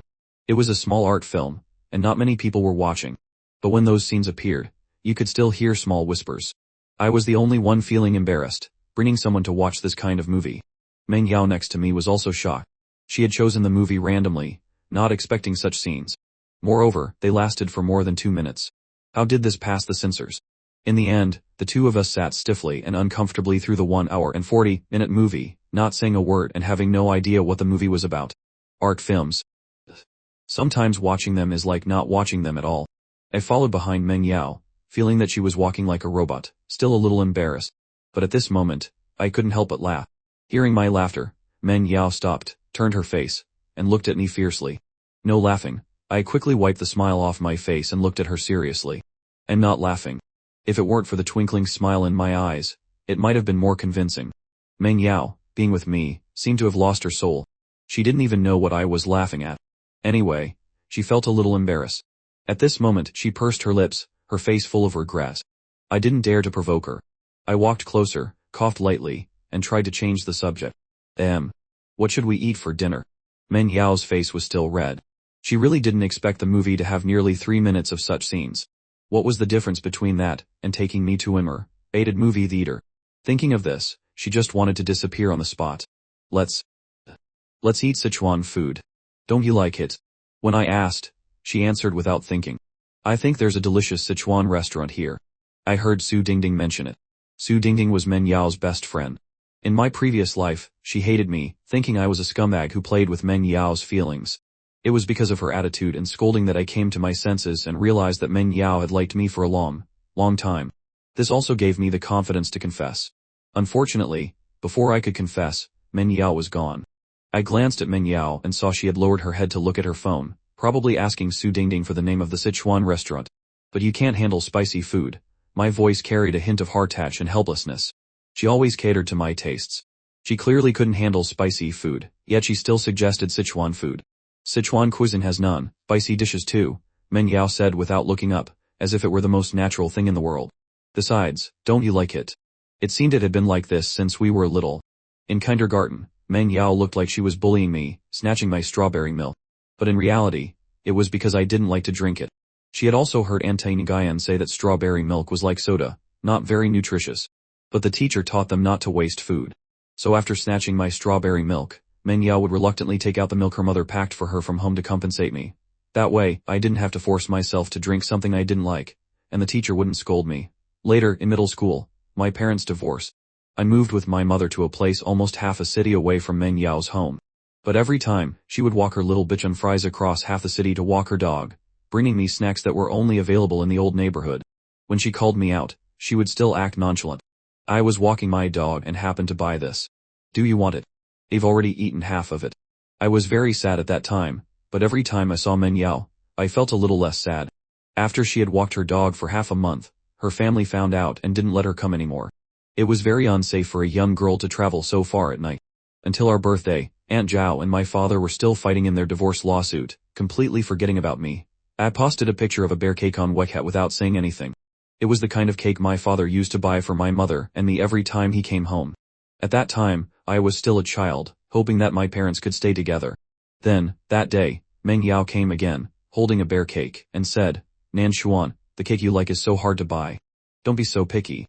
Happy birthday, Nan Xuan. One of my birthday wishes this year is for you. You have to live well." It was only a week later that I found out the familiar bakery had closed long ago. The bear cake Manhwa brought that day was made by herself. I had clearly seen the wounds on her hands at that time. So I think it's not strange at all that I like Manhwa. She deserves to be loved by everyone. At this moment, I sigh. Let's not have Sichuan food. Let's eat something else. I remember there's a pretty good coconut chicken hot pot place here. The taste is lighter. Manhwa was stunned, but before she could say anything, she felt her wrist being held by me again and was pulled away. Let's go. There probably won't be many people at this time. Manhwa's gaze fell on the hand I was holding her wrist with. The words she was about to say were finally left unspoken. She didn't ask why I was holding her hand. It was already the second time today. I didn't say anything either, pretending not to notice. But the atmosphere between us became ambiguous again. But some people are just unlucky, extremely unlucky. How big could the mall be? The movie we watched was at least 2 hours long. We were already out of the cinema, yet we still managed to run into Meow Meow and Manhwa again. Last time, it was a group of guys with Meow Meow. This time, it was just the two of them. They were standing very close, and Manhwa was leaning down, saying something to Meow Meow with an extremely gentle expression. Probably anyone who wasn't blind could see that Manhwa liked Meow Meow. Even Manhwa hesitated and asked softly, "Are they a couple?" I had just shaken my head when the two of them saw yes. Meow Meow, who had been standing very close to Manhwa, instinctively moved away when she saw us. I noticed the smile on Manhwa's lips freeze. Manhwa's surprised look immediately turned to one of sympathy. I get it. Probably a spare. This time, Meow Meow didn't take the initiative to approach us. She just glanced at me, noticing that we were holding hands again. Just now, Manhwa and the other guys had jokingly asked her why she cried every time she saw me with Manhwa if they were just bros. Only then did Meow Meow realize that her attitude was too extreme. No wonder I was so cold to her now. Meow Meow knew her advantage was being a bro. She couldn't panic. Not to mention that I might not be with Manhwa yet, even if we were, so what? As long as she was still my bro, nothing was over. Didn't Manhwa not tolerate her boyfriend having female friends? That was enough to make her uncomfortable. She had known me much earlier than Manhwa and definitely understood me better. She would find a way to drive Manhwa away. Unfortunately, she didn't know that we were childhood friends, acquainted since birth. So, when Manhwa and I saw Meow Meow smiling and greeting us, we only had one thought in our minds: is she okay? She looked so creepy. Not only did Manhwa and I find Meow Meow strange, even Manhwa couldn't help but look at her a few more times. There was also a hint of disappointment in his eyes because of her unhesitating action of pulling away just now. The thorn in his heart pierced deeper. Manhwa was already uncomfortable because of what is said today. Meow Meow's too strange and displays finally made his initial feelings fade. No one would keep liking someone who kept them hanging, especially when that person liked someone else. Meow Meow didn't notice Manhwa's unusual mood, but she did notice that I and Manhwa were looking at her like she was some strange creature. Hey, don't tell me these two have the same expression. She felt uncomfortable inside but had to pretend not to care on the surface. What a coincidence. We won't disturb your date anymore. Let's go, how? Although she said that, a sad look still quickly flashed across her eyes towards me. I naturally saw it, but I just thought she was being too dramatic. Her acting was terrible. Did she think she was the female lead of a T-drama? Meow Meow took 2 steps and then exclaimed as if she had just remembered something. Nin Xuan, can you add me back? You've already apologized. What happened before was just a misunderstanding. She even pretended to sigh. Come on, it was just a joke. It's not that serious. You'll make me think you really care about it. She thought this line was pretty good, her tone light and natural. Normally, even if it were just a regular classmate being asked so directly, I wouldn't be able to refuse. But I just grunted and said words without any sentiment. I didn't block you because of what happened last night. Didn't you always tell me how to pursue the girl I like? Then I realized that with you around, I'd never be able to win her over. I paused for a moment, the corner of my mouth twitching up. Besides, I think guys should have some self-respect. Being overly familiar with girls isn't a good thing. After all, we're not that close. There's no need to stay in contact. Meng Yao's wrist moved. I held it tighter and turned to her. I'm not talking about you. We definitely need to stay in contact. Compared to Meow Meow's pale face nearby, Meng Yao's expression was a little dazed. But now she completely believed that I definitely had no feelings for Meow Meow. In fact, I seemed to dislike her a little. Seeing me like this, Meow Meow wanted to cry again but held it back. Seeing that we were ignoring her, she had no choice but to turn and walk away. Being treated so coldly by me for 2 consecutive days, she really couldn't take it. It was like I was possessed, not giving her any face at all. Meow Meow was both aggrieved and angry. She had walked a few steps before realizing that Min Hao hadn't followed. She turned around, her eyes red. Min Hao, let's go. Don't bother them anymore. But Min Hao was looking at a message on his phone. Sorry, I can't go. I have to go play basketball. Meow Meow was stunned, then immediately said, then I'll go too. You don't know how to play. What are you going for? Min Hao asked back, then turned to ask me, Brother Nan, are you going later? They're asking in the group. I glanced at Meng Yao beside me. We'll see. We haven't eaten yet. Meng Yao knew I liked to play basketball, so she said softly, go ahead later. He smiled. Then will you go with me? Meng Yao was surprised, but in the past 2 days, I had done many unconventional things, and she seemed to have gotten used to it and accepted it quite quickly. We'll see. Nearby, Meow Meow clenched her phone. She had just checked the group chat, and didn't see any small group planning to play basketball. So, they had a small group without her. Meow Meow felt embarrassed, like a joke. She had no choice but to turn and leave without looking back. Min Hao saw it but still couldn't help but take a few steps after her. He remembered to turn back and say something to me before chasing after her. Meng Yao looked at their retreating backs and mumbled, why does it feel like I'm watching a T-drama? She's a writer, so her mind tends to wander. She was muttering to herself and only realized I was beside her when she heard me clear my throat. I wasn't talking about your friend, she said, afraid I had misunderstood. It's okay, I said, pulling her forward with a smile. We're not that close anyway.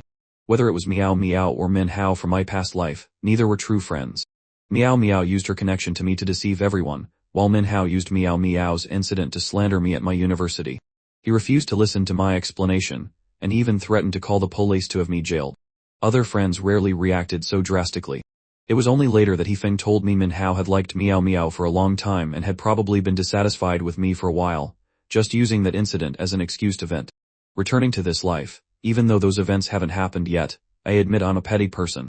I really can't treat them like brothers as I did before. So, when I said we weren't close, I meant it. Hearing me say that, Meng Yao seemed to relax and shared what she knew. I also feel that guy isn't very good. I think he's spoken badly of you behind your back before. After saying that, she paused, watching my reaction, afraid I'd be upset. This was something Su Dingding had accidentally let slip while complaining to her. Su Dingding often said my eyes were just for breathing, and that I was surrounded by terrible people. If it weren't for my good grades, she would have thought my brain was just for decoration. Of course, Meng Yao wouldn't tell me all that. She just hinted at it. In the past, I was a bit rebellious and never wanted anyone to criticize my friends. My relationship with Meng Yao was already strained, so naturally, she didn't dare say much. Today, her words were a test. Unexpectedly, I wasn't angry, just a little surprised. I murmured, that early, huh? It was earlier than I thought, but it didn't matter. Min Hao's academic performance was average. It was nearly mid-August, and his university was about to start. In this life, staying away from Meow Meow meant I probably wouldn't have much interaction with him anyway. Don't waste time on unimportant people. Let's go eat, I said, glancing at Meng Yao. I didn't miss her probing gaze but pretended not to notice. Probing was good. It meant she was slowly trying to get closer to me. The first step of slowly boiling the frog was a success. Seeing my reaction, Meng Yao couldn't help but smile. As I took her hand and led her forward, she thought, he really seems to have changed. Are we going to be as close as before soon? But I don't want to just be his sister anymore. In the end, we still had coconut chicken, mainly because I insisted. I actually love spicy food, but Meng Yao can't handle it. The timing was perfect, avoiding the peak dinner rush, so it wasn't too crowded. We were already so familiar with each other that as long as we weren't at odds, the atmosphere was genuinely good. We understood each other, so there were no awkward silences. The meal was very comfortable. Meng Yao still remembered Manhwa asking me to play basketball earlier. After eating, she asked, "Are you going to play basketball?" It was almost 4 but she calculated in her head that the time they had spent together today was more than the entire past week, maybe even the whole month combined. This made her happy. I glanced at my phone. I'm tired, not going. They've probably already played half the game. Having just eaten, I didn't want to move. Then an idea struck me. Hey, didn't you always want to go to that new bookstore that opened? I think it's nearby. Shall we go for a walk? How did you know? Meng Yao asked, surprised. A week ago, she had indeed shared information about the new bookstore's opening. How would I know? A week ago, she was still on my block list. Unless I had deliberately gone to look at her timeline. The thought made Meng Yao's heart flutter. Just then, my words confirmed her suspicion. I was scrolling through your timeline last night and saw you posted it. Why were you looking at my timeline? Meng Yao couldn't help but ask. I looked down at the map. It's an 8-minute walk.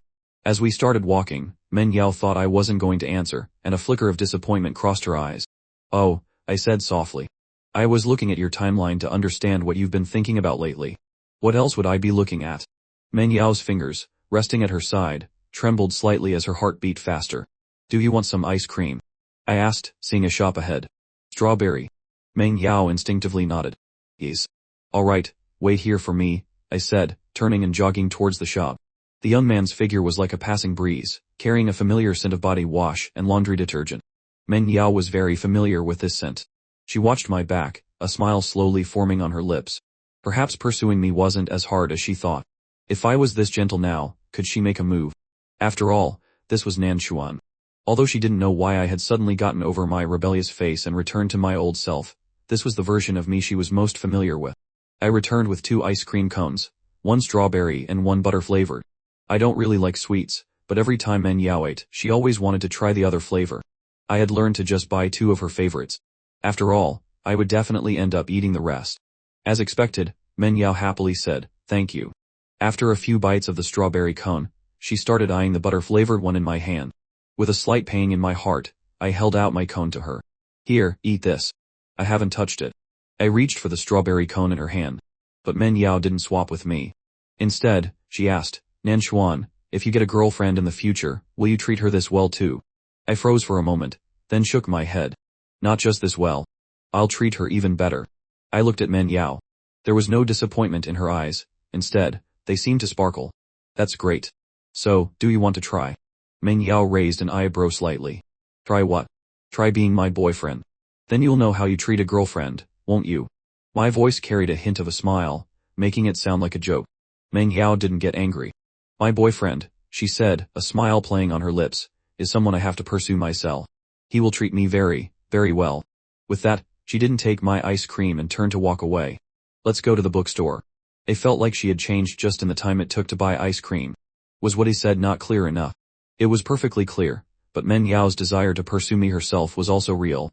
Who made the rule that only boys can pursue girls? It said I liked someone, but the requirements I listed were, how should I put it, obviously made up. Besides, I never said who it was. Meng Yao felt like she was being challenged.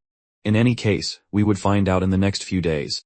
There was plenty of time, no need to do everything in one day. The 2 of us walked to the bookstore.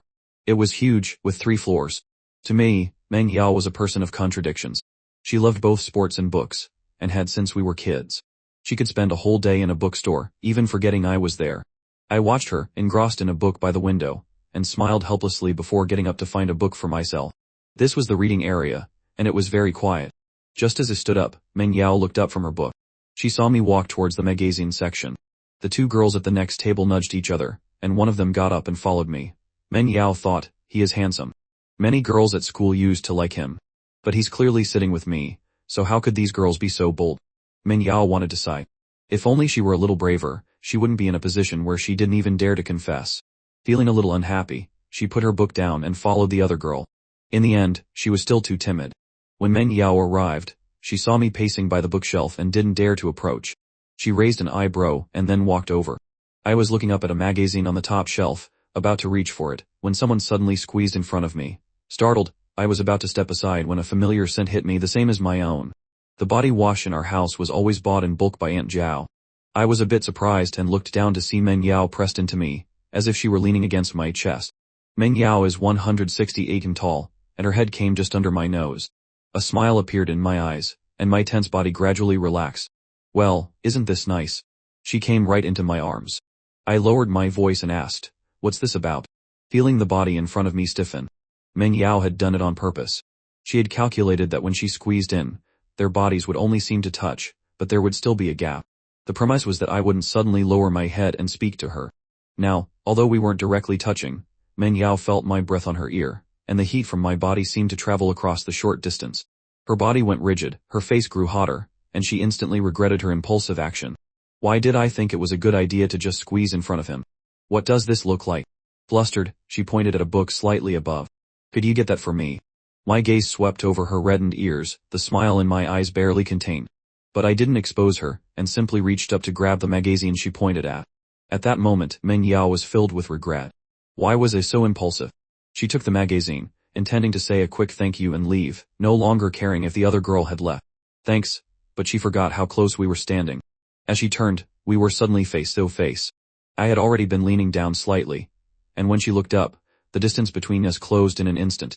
It was so close I could see her eyelashes fluttering in panic, and the confusion in her eyes. Our noses almost touched.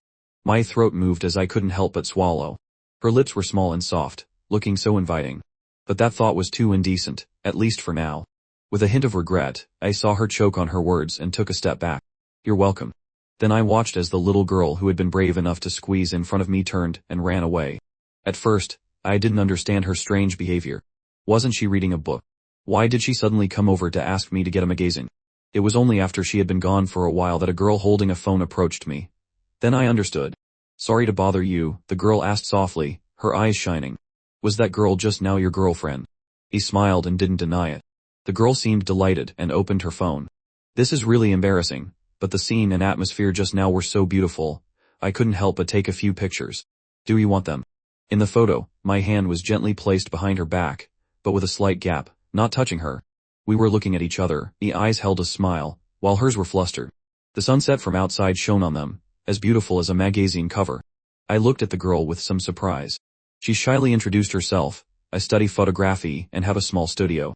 I noticed you and your girlfriend earlier and was originally going to ask you to be a model, but I ended up accidentally capturing these shots. Don't worry, if you don't agree, I won't post them anywhere. Although they are really beautiful. In the end, I took out my phone and added the girl on WeChat. She sent me the photos. Meng Yao was sitting in a spot where she could see everything. The shame and racing heart from earlier had faded. He added that girl on WeChat. When we left the bookstore, I noticed Meng Yao was quiet. What's wrong? She sighed, looking at a message on her phone. Auntie told us to come home for dinner. I froze and checked my phone. There was definitely no message. Why didn't my mom text me? Besides, wasn't she on a business trip for a week? Why was she back so soon? Meng Yao glanced at me, still a bit upset. I don't know. She lowered her head to call a car. I looked at her and felt like she was sulking. But why? Just then, the girl and her friend came out of the bookstore. We were waiting for our car, and they smiled and waved. I smiled back politely. After all, I had just gotten the photos from her. The girl didn't stay long and quickly left. Then, I heard Meng Yao suddenly speak. Don't you like girls who are pretty, have a good figure, seem cold on the outside, a bit sunder, but are actually very clingy and sweet on the inside? It was such a long string of descriptions. It was a wonder she remembered it all. From the moment she started that list, I was sure she was jealous. She must have seen me exchange WeChats with that girl. I couldn't help but smile, remembering how in the past, she heard a rumor that I was dating someone. She ran to my house right after baseball practice, holding a bat, and fiercely told me, no dating, or I'll break your legs. This incident later became He Feng's nightmare. He made up countless versions of it and always felt like he was being beaten up by Meng Yao. Yes, you're right. I do like that type, I said with a smiling nod. So what? Was that girl just now that type? Meng Yao's voice wavered slightly. That girl just now could probably only be called cute. And her figure isn't as good as yours, I said, looking at her wide eyes with a bit of helplessness. It had nothing to do with her anyway. As I spoke, I opened the photo I had just saved. I added her because of this. Meng Yao looked at the seemingly intimate photo on my phone, still in a daze. Was this taken in the library? It's really well shot. You even paid attention to the composition, she stammered, embarrassed by her misunderstanding. Why do I keep misunderstanding things these days? But this photo. Was it taken by that girl? Men Yao's eyes sparkled, and she didn't dare look at me. She had just been interrogating me. It was so embarrassing. My mood was excellent. It's a good shot, right? That girl is a photographer. She even wanted to ask me to be a model, but I refused. I just asked for these photos. In a few sentences, the misunderstanding was cleared up, which made Meng Yao even more embarrassed. Just then I added, were you jealous just now? As soon as I said that, Meng Yao just wanted to disappear. Luckily, the car arrived. Without looking back, she opened the door and got in, pointedly slamming it shut. The meaning was clear. She wanted me to sit in the front so she wouldn't have to see her red face. I raised an eyebrow but still opened the passenger door and sat down. The driver thought we were a young couple having a fight and glanced at us, but said nothing. Halfway through the ride, my phone vibrated. It was a message from Meng Yao. I raised an eyebrow. It just said 6 words, send me a copy of the photo. There was no punctuation. I suppressed a laugh and sent her the picture. In the back seat, Meng Yao looked at the received photo, a faint smile on her lips. She opened the original file, saved it, and set it as her chat background. After a moment's hesitation, she also set it as her phone's wallpaper. She opened the photos and looked at them one by one, mainly focusing on me. The expression on my face and the light in my eyes were so gentle, almost unreal. Anyone seeing this photo would think we were a couple. A couple. Meng Yao looked up at the person in the passenger seat and met my eyes in the rearview mirror. I saw her expression freeze, then she pretended to be calm, though she was clearly a bit flustered as she looked away. I seemed to have discovered a new joy. Seeing Meng Yao's unguarded expressions was truly adorable. The ride from the shopping center home wasn't long.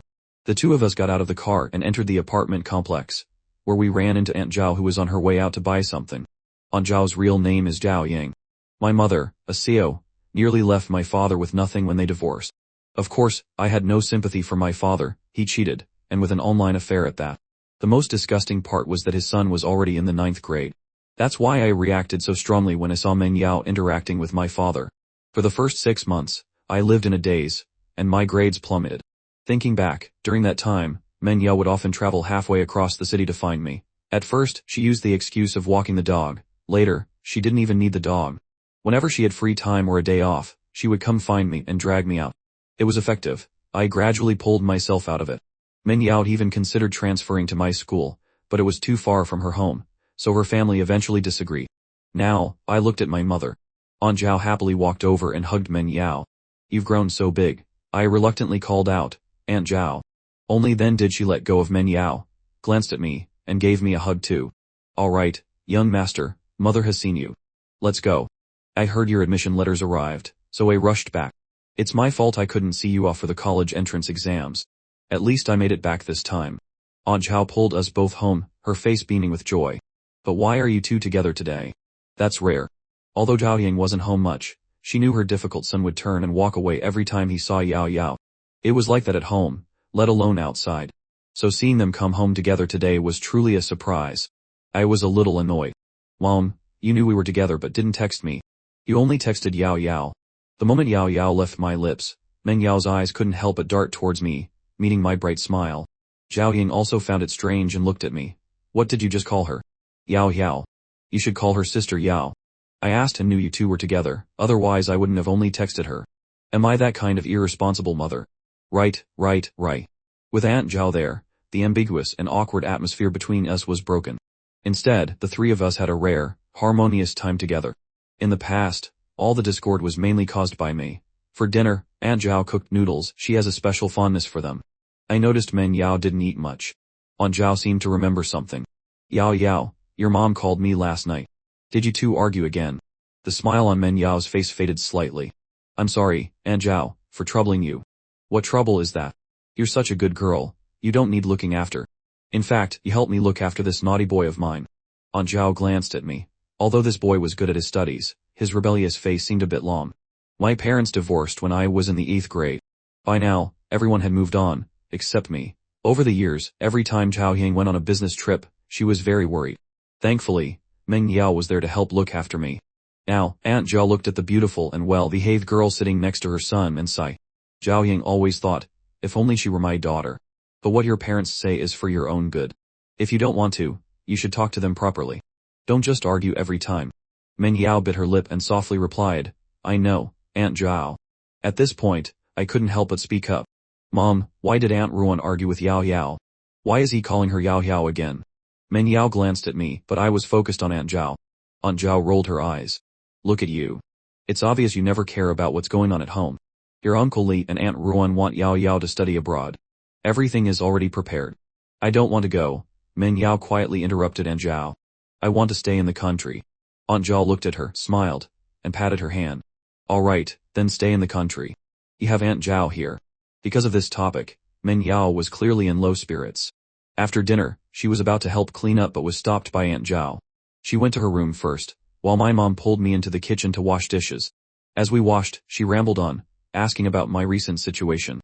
I gave some vague answers, and the topic quickly shifted to Meng Yao. Actually, your aunt and uncle didn't want Yao Yao to stay here initially. But she was determined to stay, and her grandmother was still alive, so they didn't force her. Now that her grandmother is gone and she has no close relatives here, they're worried. I took the dishes my mom handed me, tried them, and put them in the sterilizer. Aren't we here? Yes, but parents will always worry. No matter how close we are, we're still just neighbors.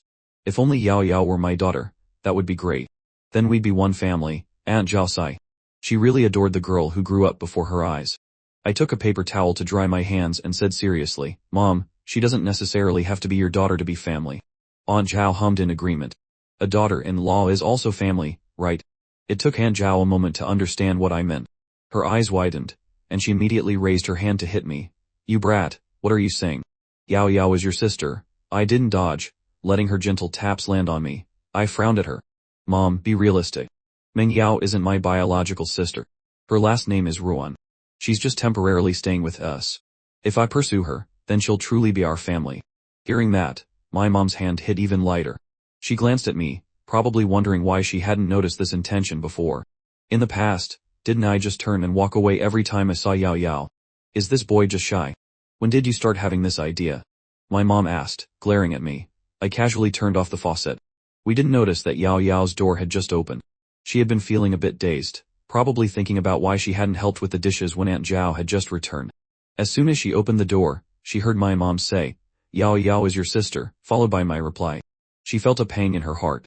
In the end, she didn't push the door open. Perhaps she felt uncomfortable. She had thought the relationship between us had eased a bit, and maybe after some time, it could be like before. But it seemed in my eyes, she still wasn't family. Because she felt hurt, Meng Yao closed the door, her heart a mix of bitterness and confusion. At this point, I was still unaware of the trouble I was about to face. I answered my mom, when did I start? Maybe in the 10th grade, or even earlier. If I were 18, I might have been embarrassed to tell my mom I liked Yao Yao. Admitting it to her would have been awkward. But I was 24 now, and more mature. What was there to be ashamed of for liking Yao Yao? She's so outstanding. Liking Yao Yao is perfectly normal, isn't it? She's excellent, beautiful, understanding, and has great grades. She's the type all parents love. Liking her proves your son has good taste, I said with a smile. My mom rolled her eyes but didn't deny my words. After all, Yao Yao was someone she watched grow up, of course she knew how outstanding she was. Does Yao Yao know what you're thinking? Not yet. My mom's tone softened. She probably thought it through and realized I had a point. If I could successfully pursue Yao Yao, wouldn't she become her daughter-in-law? And isn't a daughter-in-law family? That would be wonderful. The premise was that I could actually pursue her. Ah, you haven't told her yet. I scratched my nose, looking a bit embarrassed. I was just about to start when you came back. With just the two of us, there would definitely be some sparks. And there were some today. The whole day went quite well. But then you came back, and our beautiful world for two was gone. As soon as I finished, my mom hit me on the head. Do you hear yourself? Does that make any sense? She rolled her eyes. I have to go on another business trip the day after tomorrow. I won't bother you for long. You better actually have what it takes. Don't end up failing to win her over. With that, she took out her phone and transferred me some money. Spend it when you need to. Do I need to teach you how to pursue a girl? I looked at my generous mother and nodded earnestly. Yes, I do. Can't you look it up online? My mom rolled her eyes again. Back in my day, I was the one being pursued. She looked at my expression and felt a bit worried I wouldn't be able to pull it off. Just be considerate of her feelings. First, girls need to be cared for meticulously. Second, you two have known each other for so long, you need to see if Yao Yao has any feelings for you. Otherwise, won't your actions just push her away? I thought to myself, I know her feelings all too well. But I need to confirm them slowly to see if they're real. Otherwise, I would have confessed directly, but I'm afraid of scaring her away. The main thing is, My change has been too fast, as if I've been possessed. My mom gave me a few more words of advice before going to her room to shower and rest. She even assured me it was fine, she wouldn't come out, and told me to go ahead and make my move. I looked at her retreating back, and found it amusing. With you at home, how could I dare to make a move? Yahyao would probably be even more shy. Remembering that Yahyao hadn't eaten much for dinner, I went to the fridge, took out the cream puffs my mom had just bought, poured a glass of milk, and went to knock on Yaoyao's door. Before, I was a little unsure, but after what just happened, I knew that in my previous life, the main reason Yaoyao suddenly left was definitely because of the rumors about me and Meow Meow. Otherwise, she probably wouldn't have left. At least, from her tone just now, I could tell she really didn't want to study abroad. Thinking of this, I felt even more that I had a mouth but couldn't speak back then. I sighed and gently knocked on the door. After a moment, I heard footsteps from inside. The door opened. Yaoyao was drying her hair and thought it was my mom, so she started talking. Auntie, I'll call my parents later. She actually knew that her stubborn refusal to study abroad made things difficult for Aunt Zhao. Yaoyao was always very grateful for Aunt Zhao's protection and care. During that time in her life, Aunt Zhao truly cared for her. Actually, when her grandmother passed away, her mother had already told her to go study abroad, but Yaoyao refused at the time, not wanting to leave at that moment, for Nanchuan. Inchuan. After the confession. I at least have to give my feelings a result, right? But until she transferred to my school, we never had a proper conversation. There was already a misunderstanding about the engineering book between us, not to mention there was another girl named Meow Meow by my side. One must know that before, Yaoyao knew I had absolutely no patience when interacting with girls, but that girl named Meow Meow seemed to be an exception, often hanging around me and playing closely with a group of boys. So, Yaoyao hesitated and dragged it out until now. She received 2 or 3 calls from her mother almost every month. The most recent argument was about studying abroad. Her mother said if she didn't go, she wouldn't pay her tuition and living expenses. Actually, none of this scared Yaoyao. Since she was 11th grade and of legal age, she had started writing online novels. Perhaps she had some talent, her first book became popular. Now, she had saved up a considerable amount of money, at least enough for tuition and living expenses. Moreover, one of her books was currently in negotiations for publication. If successful, that would be another significant income. She could completely support herself. But maybe she shouldn't stay at my house anymore. After all, I had said she wasn't my family. At this moment, Yaoyao looked at me with a cold expression. What is it? Yaoyao's cold attitude surprised me a little. Weren't we fine just now? I held up the cream puffs in my hand. I noticed you didn't eat much earlier. My mom loves noodles. Are you hungry? Want a cream puff? Yaoyao's gaze fell on the cream puffs in my hand, and she shook her head slightly. Thank you, I'm not hungry. I felt her mood was a bit low and offered the glass of milk in my other hand. Then have some milk. Yaoyao bit her lip, looked at the milk I was offering, and asked quietly, are you being so nice to me just because I'm a guest? I was originally trying to score points, but hearing that, I was confused. What guess? I'm just worried you didn't eat enough. In the end, Yaoyao didn't ask what was on her mind. After all, she had no right to ask. She was just someone living here. This is also good. If she moves out, she definitely won't be my sister anymore. The cream puffs and milk ended up being eaten by me. I felt that Yaoyao at this age was like me when I was 18 or 19, we both like to keep things to ourselves. Was this a characteristic skill of our age group? I just wanted to sigh. In the end, I went to take a shower. I'll ask what happened tomorrow. The next day, it was rare for Aunt Zhao to be home. At breakfast, she casually said to me, go see your father tomorrow. He said he hasn't seen you in a long time. Hearing this, Yaoyao looked up at me. Sure enough, my action of picking up food paused. And not going. Aunt Zhao sighed. Why are you more stubborn than your mother? Son, although your father wasn't a good person, he was truly good to you. My relationship with him, and your relationship with him are different, after all. Aunt Zhao put down her chopsticks. It's been so many years. Even I have to let it go. Why can't you? I noticed Yaoyao had also stopped eating. I reached out and put a small piece of food in her bowl, my voice calm. Mom, I'm an adult now. Whether to forgive or not is my decision. In the end, Aunt Zhao couldn't persuade me. I couldn't forgive my father. On his and my mother's wedding anniversary, he received a call from a young lover and left, saying he had to work overtime at the company. In reality, he went to have dinner with his lover and their child. On the way back, he got into a car accident. When my mother and I rushed to the hospital, we saw him comforting the injured woman and child. My mother and I just stood outside the hospital room, watching that scene. I had prepared a piano piece as an anniversary gift. My mother had prepared a whole feast and wore a new dress. But my dream shattered that day. Many people advised me to be more mature, but this has nothing to do with maturity. I can't forgive. It's precisely because my father treated me so well before that I can't accept this disparity. No matter how old I get, I will never accept it. Aunt Zhao didn't press further. After a few more words and seeing my firm resolve, she didn't say anything else. Actually, she was just trying to comfort her son. The pain that man caused her, she wasn't so magnanimous as to forget either. Today, I spent the whole day in my room.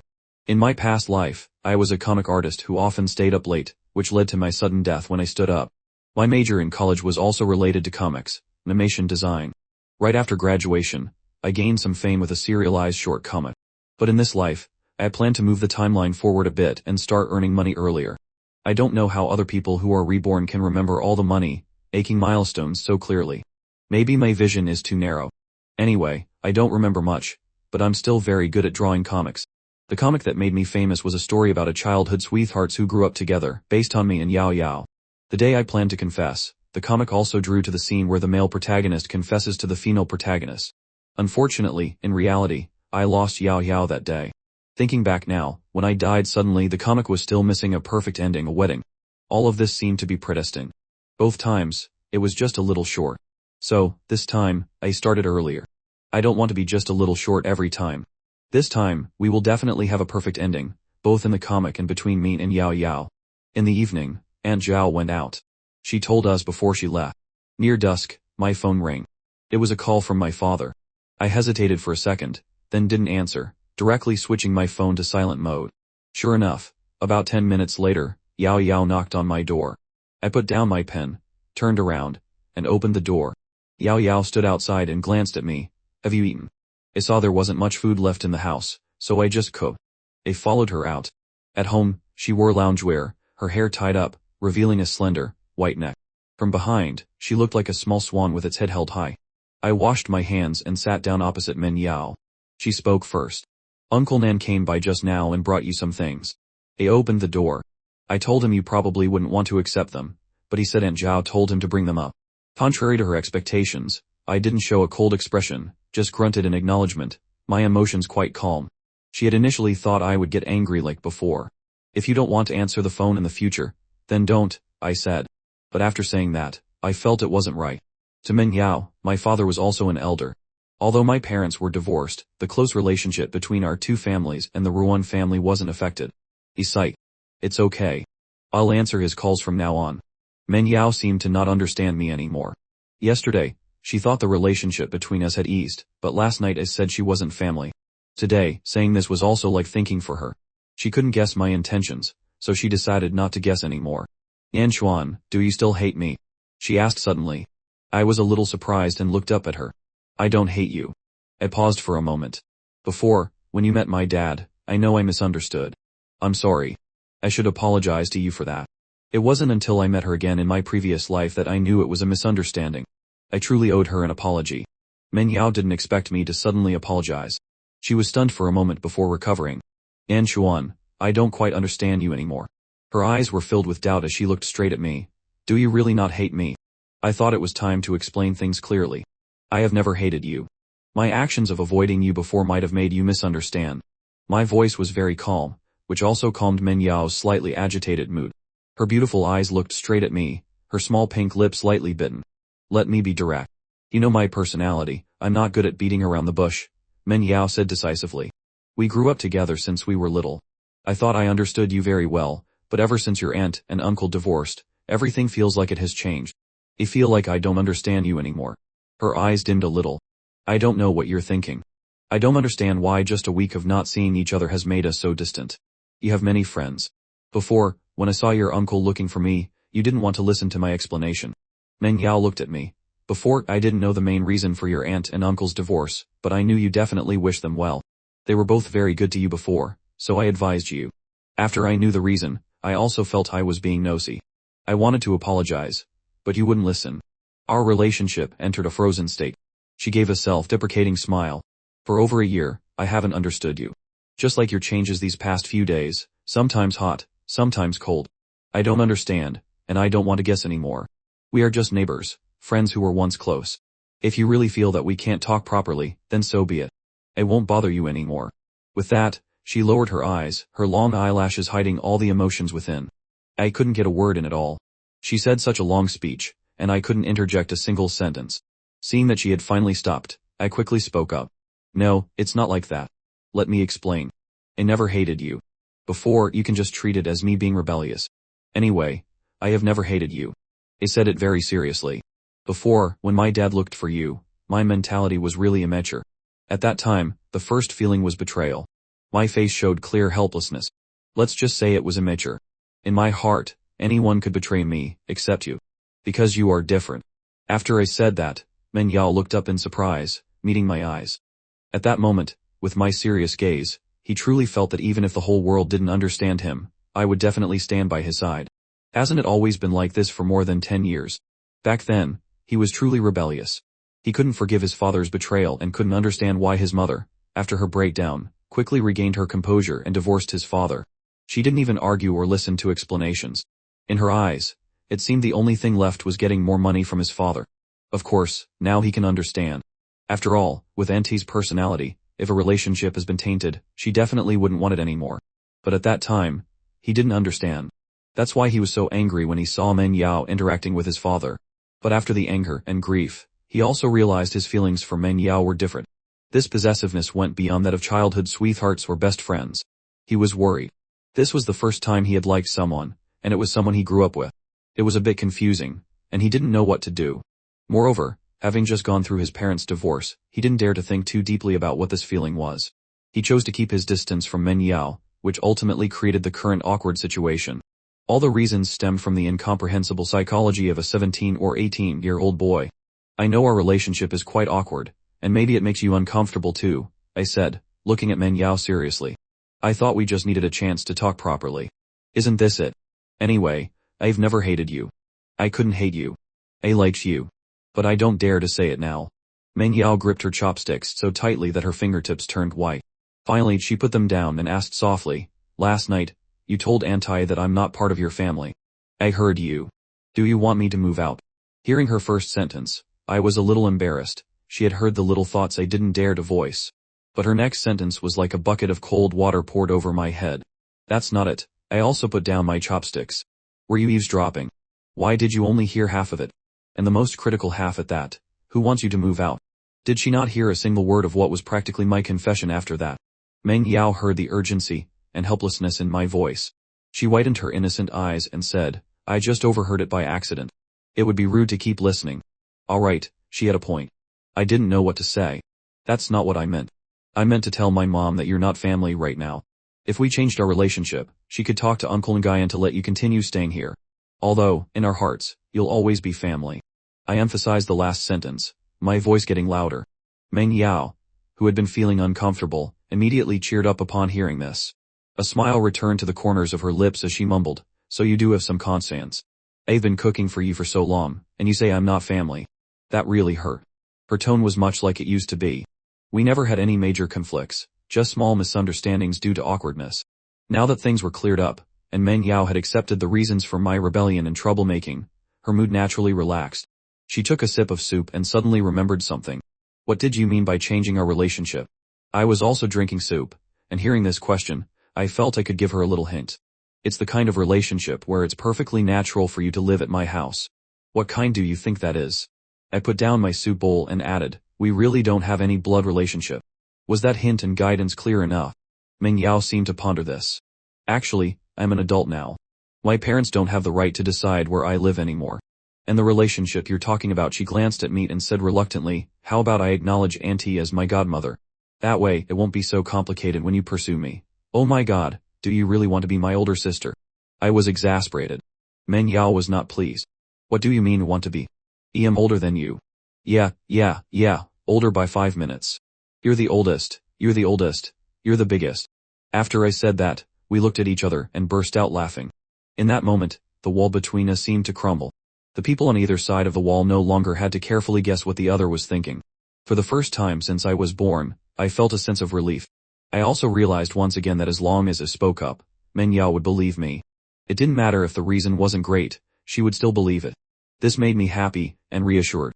Just as I had predicted, everyone could stand on the opposite side of me, but only Manhwa would always choose to stand by my side without hesitation.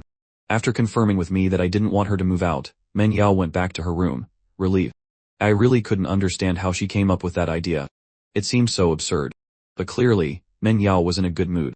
After eating, she bossily said, "I cooked, so you do the dishes. Go wash the dishes." Then she went back to her room to fiddle with something. I wasn't angry. Seeing her back to her relaxed self felt so much better. Wasn't it more natural than her carefully watching my expression when we talked? I let out a sigh of relief. This was very good. Meanwhile, as soon as Meng Yao got back to her room, she sat by her bed, her hand over her wildly beating heart. She loved this feeling. The relationship between them had finally eased. She sat for a while, then took out her phone to call her parents. The other end picked up quickly.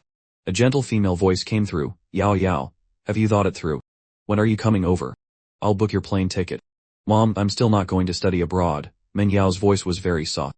"I want to attend university here. The person I like is also here." There was silence on the other end for a moment, then the gentle voice turned cold. "Yao Yao, I made it very clear before. If you still refuse to study abroad, the family will no longer provide for your living expenses and tuition fees. Auntie Zhao is good to you, but you shouldn't keep bothering her." Meng Yao hummed, her voice still firm. No. I won't bother Auntie Zhao. I'll take care of my own living expenses and tuition." Yao Yao Mother Nguyen's voice on the other end sounded helpless. "Ultimately, why won't you go study abroad? You used to say it was because of grandma, and we let you stay.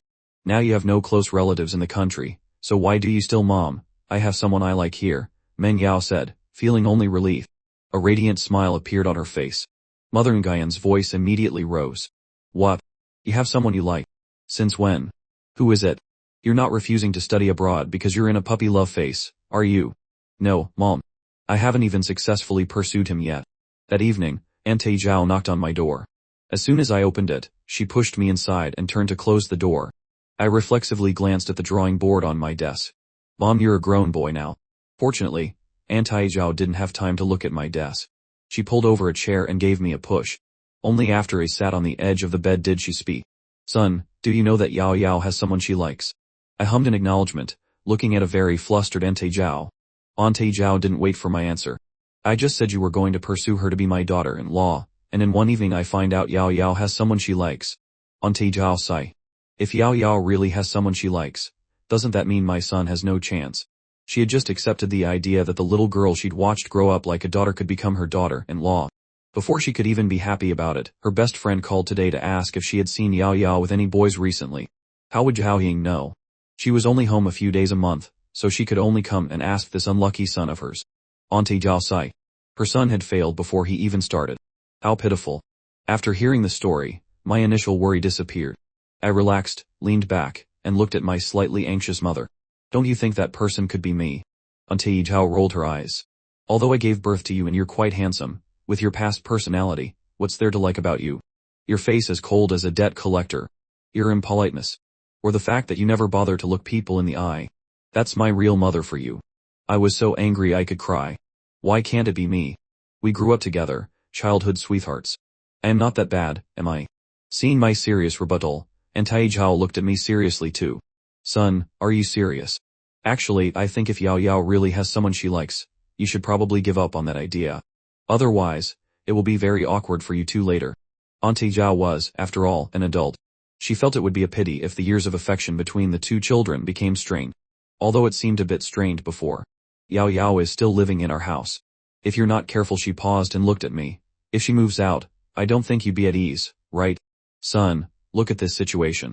What if Yao Yao feels awkward because of your confession and moves out?" Auntie Zhao really wasn't at ease, which is why she came to find me as soon as she got back. She even asked a little worriedly, "You haven't confessed yet, have you?" "Not yet." "How could it be so sudden?" He sighed. "But the person she likes is very likely me." Actually, it wasn't very likely, it was me. Unfortunately, I had no proof right now, and saying it like that might seem a bit too confident to outsiders. Seeing my confidence, Auntie Zhao couldn't help but raise an eyebrow. "Why are you suddenly so confident? Have you ever seen Yao Yao with anyone other than you? From childhood to now, has there been anyone else she cared about besides me?" After saying that, I laughed at myself. Auntie Zhao looked like she wanted to smack me. I looked at my mother, who still had an unlucky expression on her face, and didn't force it. I stood up, walked to the door, opened it, and called out, "Meng Yao." The door to the next room opened, revealing a small face wearing a sheet mask. "What is it? Do you have someone you like?" I asked with a smile. Meng Yao put a hand to her face, the mask almost peeling off. Being suddenly called out and asked this question, and seeing Ante Zhao standing behind me, Meng Yao probably guessed her mother had called Ante Zhao. The tension in her heart suddenly relaxed. What are you asking? Don't you have someone you like too? Her gaze fell on Ante Zhao's face. Auntie, don't mind my mom. She always gets worked up over small things. The moment she heard I have a boy I like, she wanted to book a flight back to see which brat dared to lure away her precious daughter. Meng Yao felt her mother was overreacting a bit. Luckily, she had repeatedly assured her that the other person didn't know she liked him and that he wasn't some blondie. Meng Yao glanced at Nan Xuan's jet black hair. Auntie Zhao gave a dry laugh. Yao, it's not that Auntie is curious. It's mainly because your mom is too worried, so I just asked. After saying that, she even reached out and pinched me. Ouch, I cried out. Mom, why are you like that? If you're curious, just ask directly. I looked at Meng Yao, my eyes full of amusement. Tell my mom that besides me, there's no one else by your side. If you like someone, you can only like me. At this moment, Meng Yao thanked heavens that she was wearing a mask. They couldn't see her face flush crimson in an instant. She rolled her eyes. Yan Xuan, you're so narcissistic. How could she admit she liked him in front of Auntie? Finally, she got a little flustered. Auntie, I'm going to wash off my mask. Really, don't mind my mom. Before Auntie Zhao could say anything, the girl had already fled. My mom and I stood at the door, watching the closed door. A raised an eyebrow at my mom. See? Her ears were all red just now. Auntie Zhao looked at my smug expression, feigning disdain on the surface. Too bad. Yao is so yum. Yet she already likes you. But inwardly, she was as happy as a clam, thinking to herself that her son wasn't so bad after all. The girl thought she was hiding it well, but these two had watched her grow up and knew her too well. Now that Auntie Zhao knew who Meng Yao liked, I was also relieved. You do your best. I'll handle Uncle Li and Auntie Nguyen. As for when you can win Yao over, that depends on your own abilities. Look, Yao doesn't even want to admit she likes you yet. In the end, Auntie Zhao even teased me before leaving satisfied. I just wanted to sigh even more. Back in my room, I took out my phone and sent a message to the person pinned at the top. Yao, want to go out tomorrow? My mom is going on a business trip again tomorrow morning. Let's go out to eat. The other side replied quickly, don't call me Yao. It's very fierce. I'll bite. Why? Meng Yao looked at the word why, and covered her face with her hand. Because my face will turn red. In the end, I said I would take her somewhere interesting to finally get her to agree to go out. Over here, I was just about to put my phone down when Huofeng sent a game link. Thinking back, since I returned, apart from the initial gathering, I hadn't really talked much with Huofeng. I clicked on it, it was pugged. Unexpectedly, Meow's name was inside. The game had already been ready and was in the queue. On the other side, Huofeng started a private message with me. Brother Nan, I didn't know it was Meow. Just now Haozi said he was playing with Xiao Kun, and I thought we were short one person, so I invited you. Let's just both leave. I was about to say okay, feeling quite impressed with Min Hao. I had thought he was quite tough at the mall last time, and had a slight change of opinion. Turns out I was overthinking it. Brother Nan, Brother Fen, just now Xiao Kong said he had something to do, so I temporarily pulled Meow in. She was online, and her skills are pretty good too. Meow's deliberately cheerful voice came through. I replied to Huofeng with one word, left, and then left the game. Huofeng was a bit slower. Seeing only 3 people left in the team, he said, Brother Nan and I also have something to do. A duo is just right for you too, and then he also left the team. After leaving, my mood instantly lightened. I didn't want to be a part of Meow and Min Hao's drama. Whatever entanglement they had was completely unrelated to me, as long as it didn't involve me. In my previous life, when Meow was finally caught, the truth was revealed. Indeed, Meow had used her connections to borrow money from those around her, with her main victims being old high school classmates. Meow's reason for pulling me in was also ridiculous, just because she liked me and was rejected. Min Hao never even apologized to me later on. Instead, he went around saying that since Meow turned out like that, I also had to bear some responsibility. For this matter, I just wanted this crazy couple to die on their own and not harm others. On the other side, after Huofeng left the game, he called me. Brother Nan, I really didn't know about this. I grunted. I know you didn't know. Huofeng never liked Meow, let alone help her. Why are you talking in circles like you're reading a script? Huofeng mumbled, then remembered the purpose of his call. Brother Nan, after I went home, I thought about what you said last time. Do you like Meng Yao? His voice was full of surprise. I sneered, your reflexes are really slow. It's mainly because I can't believe it. You two are the most awkward childhood sweethearts I've ever seen. Especially after she transferred to our school. Look how many people knew you two knew each other. If I didn't know from before, I wouldn't have been able to tell at all. Huo Feng went on a long rant. I thought they looked awkward because they both had secret feelings for each other. But at this moment, I asked Huo Feng back, are we not a good match? The other side was silent for a moment before objectively saying, in terms of looks, you're okay. But seeing your personalities these past few years, you're both quite difficult. Being together would probably be as twisted as a rope. Huo Feng didn't dare to say the next sentence, afraid I'd scold him. He remembered something else. What's the use of you thinking about whether you're a match or not? Does she like you? You're just here thinking about being a match. Huo Feng sighed. Looking at you before, you couldn't even tell Miao Miao's feelings for you. With that egg, it's not easy for you to even know you like Men Yao. No matter how I heard it, it sounded like a complaint. Thanks. At this moment, on the other side, Meng Yao had seen Miao Miao's friend request. She was originally writing her novel when a friend request suddenly popped up. This wasn't strange, but what was strange was that it only had 3 words written on it, Miao Miao. No punctuation. This made Meng Yao feel very uncomfortable. She lowered her eyes, looked at it, then took a screenshot and sent it to me. Actually, Meng Yao didn't have a good impression of Miao Miao. After I transferred schools, Miao Miao never actively sought out Meng Yao, but Meng Yao had actively sought me out twice. Both times, she was seen and stopped by Miao Miao. At that time, I happened to be out of the classroom. Miao Miao was sitting with a group of boys in the last 2 rows of the class, talking about something, even using vulgar words. Maybe those boys found her words amusing. Miao Miao looked over, then stood up and walked over. It was during the lunch break, and there weren't many people in the classroom. She directly asked Meng Yao, hello, classmate, what can I do for you? Because she was the only female beside me, Meng Yao's feelings towards her were quite complicated. After a moment of silence, she said, I'm looking for Nan Xuan. The other person looked her up and down, then smiled warmly. Sorry, he's not here. Nan just went to buy me a drink. Meng Yao frowned, looking at her. The uncomfortable feeling in her heart grew stronger, but she still intended to wait a bit. Unexpectedly, the other person said, if you have anything to say, just tell me. I'll pass it on. Nan has a bad temper. He might not even listen to you later. Sometimes I see you girls running up to him only to get the cold shoulder, and I feel sorry for you. In the end, Meng Yao just gave her a cold look and left. The second time was similar. She wanted to find me to ask why I had blocked her, but as soon as she went downstairs, she saw Miao Miao. The other person walked straight up to her. Looking for Nan. I saw him block you a few days ago. You should stop looking for him. You'll just make him angry. Thinking back now, it was all just showing off. Initially, Meng Yao didn't want to bother with Miao Miao, but in the end, she accepted the friend request. After all, she wanted to see what else the other party wanted to say. Before, she thought I liked Miao Miao, so she didn't say anything. Now that she knew I didn't like her, she wanted to see what the other person was thinking. Sure enough, as soon as she accepted the friend request, the other party sent 3 words, Meng Yao. Meng Yao laughed coldly. Otherwise, am I Nan Xuan? At this moment, Miao Miao at home had swept everything off her desk. She was furious. Mine and Huo Feng's consecutive actions of leaving the game had embarrassed her. Although Manhwa comforted her by saying that maybe Huo Feng and I really had something to do, Miao Miao knew that Huo Feng had never liked her. Now I was the same, not to mention how I treated her afterwards. The boys who used to play with her basically all created a small chat group without her. They didn't even invite her to hang out anymore. Only when Manhwa acted as a middleman would a few boys come out. She seemed to be isolated. Initially, Miao Miao didn't have many close friends among the girls. The ones she was close with were all boys. At first, Miao Miao got close to these boys to get close to me, but over time, she quite liked this feeling.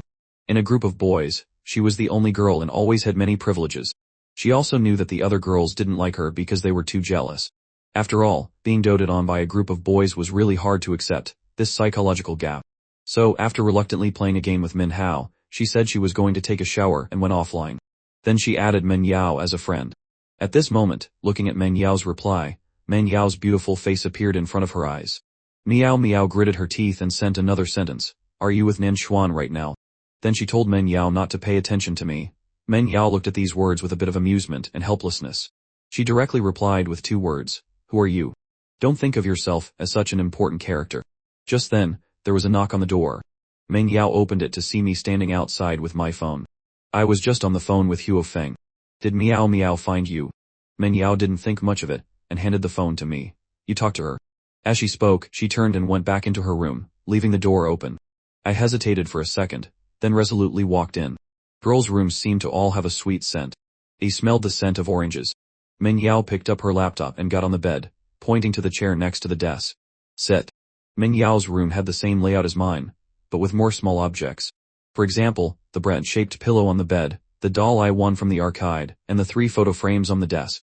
Besides a family photo, the other 2 were photos of us together. As soon as I sat down, I saw the draft paper next to me with the words "Nanchuan is a jerk" written on it. I could almost imagine the little girl sitting here, writing these words with an angry expression. I raised an eyebrow but didn't say anything. Sitting here, where there were traces of me everywhere, really made me happy. Manhwa didn't notice I was observing her room. She just said seriously, "Is there something wrong with Meow Meow?" Only then did I lower my head to look at the phone. Meow Meow's latest message read, "Nan and I used to have a very good relationship. Even if you like him and are with him, you can't stop him from making friends, can you?" I was also a little annoyed and replied with a sentence, "This is Nanchuan. When did I have a good relationship with you? Do I like you interfering with my friendships? Is there something you need?" After replying, I blocked her. Finally, I handed the phone back to Manhwa. "You don't need to pay attention to her. It's a waste of time. She's the clingy type." Manhwa obediently said, "Oh," and reached out to take back her phone. She was about to say something when she saw me pick up the draft paper from the desk. "You have time to deal with her, but not to explain this." I held up the draft paper and shook it lightly. Manhwa's eyes followed my shaking motion. After a few seconds, her eyes suddenly widened. It seemed there were a few curses about me written on it. She put down her laptop, suddenly jumped off the bed, and reached for the paper in my hand. "What are you doing? Touching my stuff?" Her voice was quite urgent. I dodged her hand. "I didn't mean to. You left it right on the desk, and you wrote my name on it." As I spoke, I leaned back and reached out to steady her. "Be careful." But it was too late. Manhwa was determined to get the paper back from my hand, and her movement was very strong. As she suddenly reached out to grab it, her body fell forward. I was sitting, so my center of gravity was quite stable. I reached out to catch her. She only felt a darkness in front of her eyes, and something soft pressed against her face. Quite fierce. Summer clothes were already thin, and Manhwa was wearing short-sleeved summer pajamas. Since the incident in the kitchen, she was too embarrassed to wear nightgowns at home. Before, we rarely saw each other, but now we were at home all day, seeing each other a dozen times a day. How could she dare to walk around in a nightgown? But even regular summer pajamas were very thin. For example, at this moment, she could feel my hot breath through the thin fabric on her chest. The large palm on her waist was also very hot. These things made her whole body stiffen, and her movements became clumsy. At this moment, I was completely pressed down by Manhwa. One of her knees was already between my legs. I leaned back, but the person in front used her knee as a pivot point and leaned forward. Actually, when we were young, we used to play and roll around together like this. But back then, we were small and undeveloped. Now, 2 soft nouns were pressed against my nose. The familiar scent of oranges emanated from her. I also had the same scent of body wash. Our breaths mingled as if we were also entangled. Time seemed to stand still, but very quickly, I felt something about to flow out of my nose. At the same time, the person in front of me shot away from my body as if burnt. No exaggeration, it was like being shot out. The movement was swift and agile. Then she buried her face in the bed, fumbling for the blanket. When she couldn't find it, she just lay there motionless. I also immediately covered my nose with my hand. How embarrassing. The draft paper we were fighting over had long since fallen onto the desk, but at this moment, no one cared about it. I coughed dryly. Am heading back. I covered my nose and stood up in a slightly awkward position, then hurriedly left. Throughout the whole process, I didn't dare to look at Manhwa, nor did I dare to think about whether she had noticed. It wasn't until the door closed that the person with her face buried in the bed stirred. She covered her burning ears. What did I just do? And did he notice? Finally, she let out a silent scream, her feet kicking repeatedly. So embarrassing. I returned to my room, also feeling my face burning. It must have turned red. My nose was bleeding, and the soft, warm feeling still lingered on my cheeks. I couldn't think straight. The more I thought about it, the less calm I could be. At this moment, I could only comfort myself, thank goodness. Manhwa had her face buried, she probably didn't notice.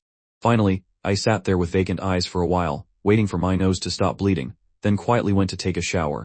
But the next morning, I still got up early and secretly went to do the laundry. When I was hanging the clothes, it was just past 6, not even 7. The summer sky was already bright. Suddenly there was a sound behind me. I froze and turned around to see Manhwa in a short sportswear set, revealing her long legs, just stepping out of the door. Seeing me, she also froze, her expression unnatural. She said drily, "Good morning." "Morning. Going for a run?" I felt my voice was also quite dry. I knew Manhwa had a habit of morning runs when she was on break. Manhwa nodded. The atmosphere fell silent again. Finally, Manhwa couldn't stand it anymore. "Then I'll go first." "Okay." As soon as I opened my mouth, the other person had already run off. I found it a bit amusing. Was it that bad? Was I that scary? But I looked at the clothes I had just hung up, touched my nose. It was indeed quite embarrassing. I looked down from the balcony and soon saw a slender figure gradually appear. The floor was too high to see her face clearly, only a swinging ponytail. This couldn't help but remind me of my dream last night. The ponytail gently swayed against a white back turned towards me. I reached out and slapped myself across the face. Nan Xuan, you're such a beast. Sun An Taijiao's trembling voice sounded. Are you okay? He sighed. Seeing her expression, I knew she must have seen me slap myself. I'm fine. There was a mosquito. An Taijiao looked at the mosquito net on the balcony and said drily, oh. I also felt this excuse was too stupid, so I changed the subject. Why are you up so early? My eyes fell on the suitcase at her feet. An Taijiao said a little apologetically, it was originally a 10 o'clock flight, but it was rescheduled. The partner has an urgent matter, so I have to go over and sign the contract right away. Yaoying looked at me seriously. I'm sorry, son. These past few years, even though you've lived with me, I've spent very little time with you. At first, I always wanted to prove that I could live well without that man, so I desperately made money. Your allowance got bigger and bigger, but when I had time to look back, I found that you weren't happy at all. Your grades were still good, and you continued to make friends, but you became more and more distant and silent with the people close to you. The most obvious was with me and Yao Yao. The three of us in the house each lived our own lives. I wanted to talk to you, but you wouldn't cooperate. On the contrary, I talked to Yao Yao a few times. I also don't know what was wrong with you. Thinking of this, An Taijiao felt even more guilty. Just as she was about to say something, she heard me ask, is that so? Is the secretary coming to pick you up? Do you need me to take you? I had a driver's license. Not cold and distant like before, nor angry. Instead, with a natural expression, though with a slight frown, I said words of concern. You have to take care of your health on your business trip too. Don't drink too much. Zhao Ying suddenly smiled. She had discovered early on that her son was different this time back, as if he had suddenly grown up and become more sensible. No. You and Yao Yao have to take care of yourselves at home too. In a few days, when school starts, I'll have the driver take you. If it can come back, I'll try my best. You have to buy everything you need for the military training, you know. I'll transfer money to you. In the end, it took me a while to see my mom out the door. Otherwise, she would have nagged endlessly. But this feeling was also very good. Only after working do you realize that the nagging of your parents is actually a kind of happiness. However, now looking at the money my mom transferred, I opened a website and placed an order. I had promised to take Men Yao out today. I had already prepared for it. After seeing Ante Zhao off, I changed my clothes and sent the manuscript I finished drawing last night. Just as Men Yao came back, she was carrying breakfast, with my favorite and Ante Zhao's favorite dishes. As soon as she entered, she noticed that the shoes Ante Zhao usually wore were gone, and her slippers were also put away in the shoe cabinet. I heard the noise and came out. My mom had to change her flight urgently. She's already left. She told me to let you know. Men Yao said, oh. Although her expression was still a little unnatural, it was much better. I bought breakfast. Let's eat. As she spoke, she put the things down and went into the kitchen to wash her hands and get bowls and chopsticks. During breakfast, the two of them deliberately avoided mentioning last night's incident. The main topic was still about Ante Zhao. Fortunately, the two were very in sync on this matter. After eating, I cleaned up. Seeing Men Yao about to go back to her room, I reminded her, are you going out? Men Yao remembered she was supposed to go out with me today, but she didn't expect it to be this early. She looked at the clock in a daze, it was already past 8 in the morning. I'm sorry. I thought it wasn't yet. I have an appointment. That's fine. You go do your work. We'll go after you're done. I couldn't help but ask, why is the appointment so early? Because it's with my editor. We're meeting today to sign the publishing contract. We've been negotiating for a while. Actually, Chen Guan and she had been online friends for a long time. Perhaps he was also quite curious about Men Yao, so he had asked to meet a few times. It just so happened that they were in the same place, so Men Yao agreed. She hesitated for a moment and then said, it's just a part-time job, it won't take long. She didn't say it was writing novels, mainly because she was embarrassed to say it now. After all, her first novel was based on me.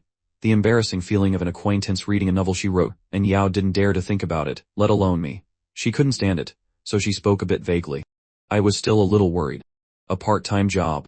Do you need money? There are a lot of part-time job scams online now. I frowned slightly. Let me go with you. After saying that, I felt this sentence might not be quite right. Isai. I don't mean anything else, I'm just a little worried. But Men Yao heard the concern in my voice and was a little happy.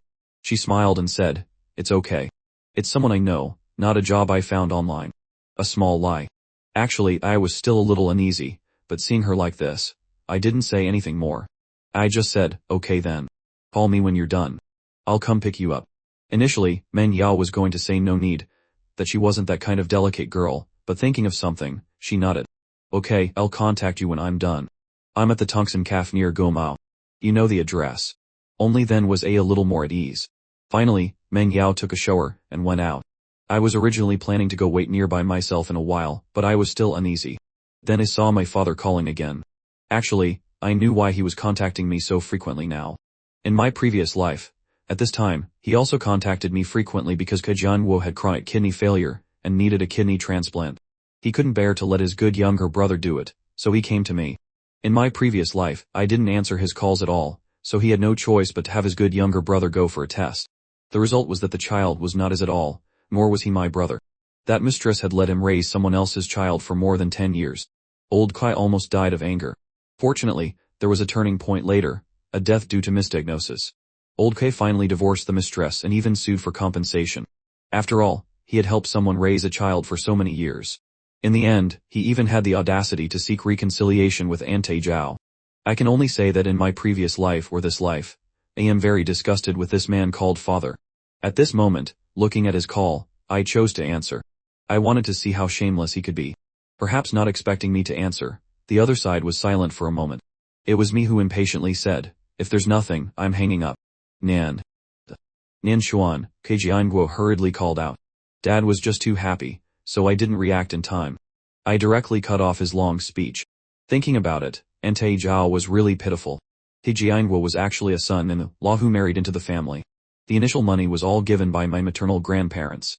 When they were young, their relationship was good. After Ante Zhao gave birth to me, she still let me take the Ki surname.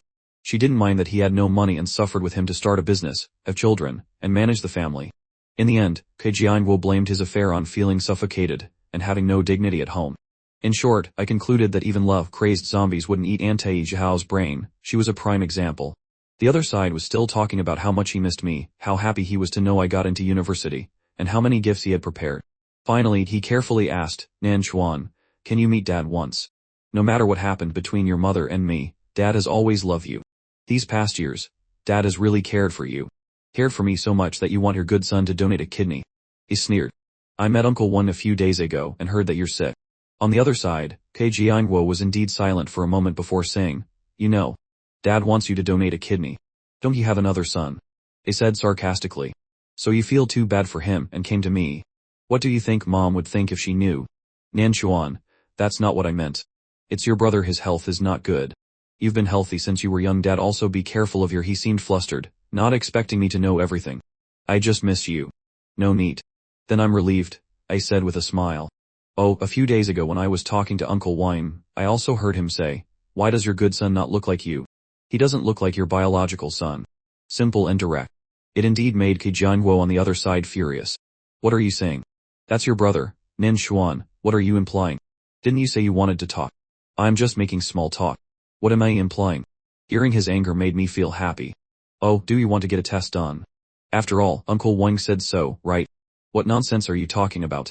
Is that what your mother taught you? What my mother taught me has nothing to do with you, I said coldly. Don't have any ideas about me anymore. It's disgusting. Then I hung up, feeling a sense of relief throughout my body. As for why I had to answer the phone, it was actually quite childish. In my previous life, I was disgusted to death by Kjianguo's manipulation, so in this life, I wanted to disgust him first. Although he might not believe what I said, if I suggested that his friends said so, the face, Aving Kjianguo would definitely not be at ease. Often, you just need to plant a seed of doubt in their hearts, and very quickly, that seed will take root and sprout on its own, which is enough to keep their whole family busy. Don't come and disturb me and Auntie Zhao anymore. We are both very busy. I looked at the clock. There was still a week until school started. After school starts, there will be half a month of military training. I am studying animation design, and Men Yao is majoring in Chinese language. I wonder if these two majors will be far apart during military training. While thinking about this, I packed my things and went out. When I arrived at Guomao, it was still early, and there weren't many people. This was probably also the reason why Men Yao arranged to meet someone at the Tonkin Cafe in Guomao. This cafe is open 24/7, other cafes are not really open 24/7. I deliberately found a seat opposite. When I passed by the cafe opposite, I saw Men Yao sitting by the window. Opposite her was a young girl who didn't look much older than us. At least seeing this now, I was more at ease. It was still okay. I went to the cafe opposite and ordered a regular coffee. I was originally planning to take her out this morning, but now it seems I'll have to change the time. Men Yao's meeting with Chen Guang seemed a bit distracted. If she had known we were going out this morning, she wouldn't have scheduled a meeting with Chen Guang today. Chen Guang was quite surprised to meet Men Yao in person. He didn't expect her to be so beautiful in real life. Plus, he had previously said her novel was semi-autobiographical. He wondered if the male lead had a portrait. At this moment, Chen Guang was excitedly asking her if she wanted to post a side profile picture, playing on the beautiful female Thor, semi-autobiographical love story angle. Many readers of Unrequited Love in Youth would probably love a character like this, but Men Yao rejected it without a second thought. No way. It would be too embarrassing if an acquaintance saw it. This was the truth. Right now, not many people knew she wrote novels. Besides her best friend, Su Yanjing, it was actually an acquaintance who introduced Men Yao to writing, Yu Yanjing herself. Su Yanjing worked in media, often writing fairly well-known film reviews. She frequently took Men Yao to the movies or gave her tickets. Men Yao had wanted to ask me to go to the movies several times but was afraid I would refuse. Yan Xuan. Thinking of this name, she turned her head to look out the sunny window. As a result, she met my gaze as I sat by the window in the creek across the street. She froze. I froze too, then felt a little embarrassed. I didn't expect her to suddenly turn her head right as I was thinking about how not to look like a perverted stalker. She suddenly smiled. Men Yao was already beautiful, and her smile was even more so. The sunlight shone on her delicate little face, so beautiful it seemed unreal. The embarrassment in my heart vanished in an instant because of that smile. He smiled back at her. Men Yao turned her head and said to Chen Guan, "I am so sorry, but I might have to leave first." Chen Guan was a few years older than her, and had realized from the beginning that her mind was elsewhere. A moment ago, when Men Yao looked out the window, she had followed her gaze and naturally didn't miss the light in her eyes and the smile at the corner of her lips. From her position, Chen Guan couldn't see the person across the street clearly, but hearing Men Yao's words, she couldn't help but smile. "Did you meet someone important?" Men Yao nodded. "Yes, I was supposed to meet him today." She looked at Chen Guan apologetically. "I'm not in a great mood, which is disrespectful to you. I'm sorry." Fortunately, Chen Guan didn't mind. "Today was just me wanting to meet you. Publishing your first book at 19, you're truly brilliant. I was curious about you, and meeting you today, I find you're even more beautiful than I imagined." She took a sip of coffee. "Go on. I'm very happy to have met you today." Men Yao smiled back at her. "I'm also very happy to have met you." She stood up to say goodbye to Chen Guan. The other woman suddenly smiled and winked. "Oh, I almost forgot. One more piece of advice from an editor. If you have someone you like, you should probably try dating. In your writing, the transitions and feelings of love are missing something. The kiss scenes are also a bit stiff. But the bittersweet feeling of unrequited love and secret crushes is written with great empathy. I think this is related to your own romantic experiences, right? Of course, this is just my advice." Men Yao stepped out of the cafe, still thinking. Actually, even without Chen Guang telling her, she knew that her writing about the development of romantic feelings was indeed a bit stiff. After all, having a secret crush for 2 or 3 years didn't count as ever being in a real relationship. Thinking this, she looked up toward the window across the street. The person sitting there was gone.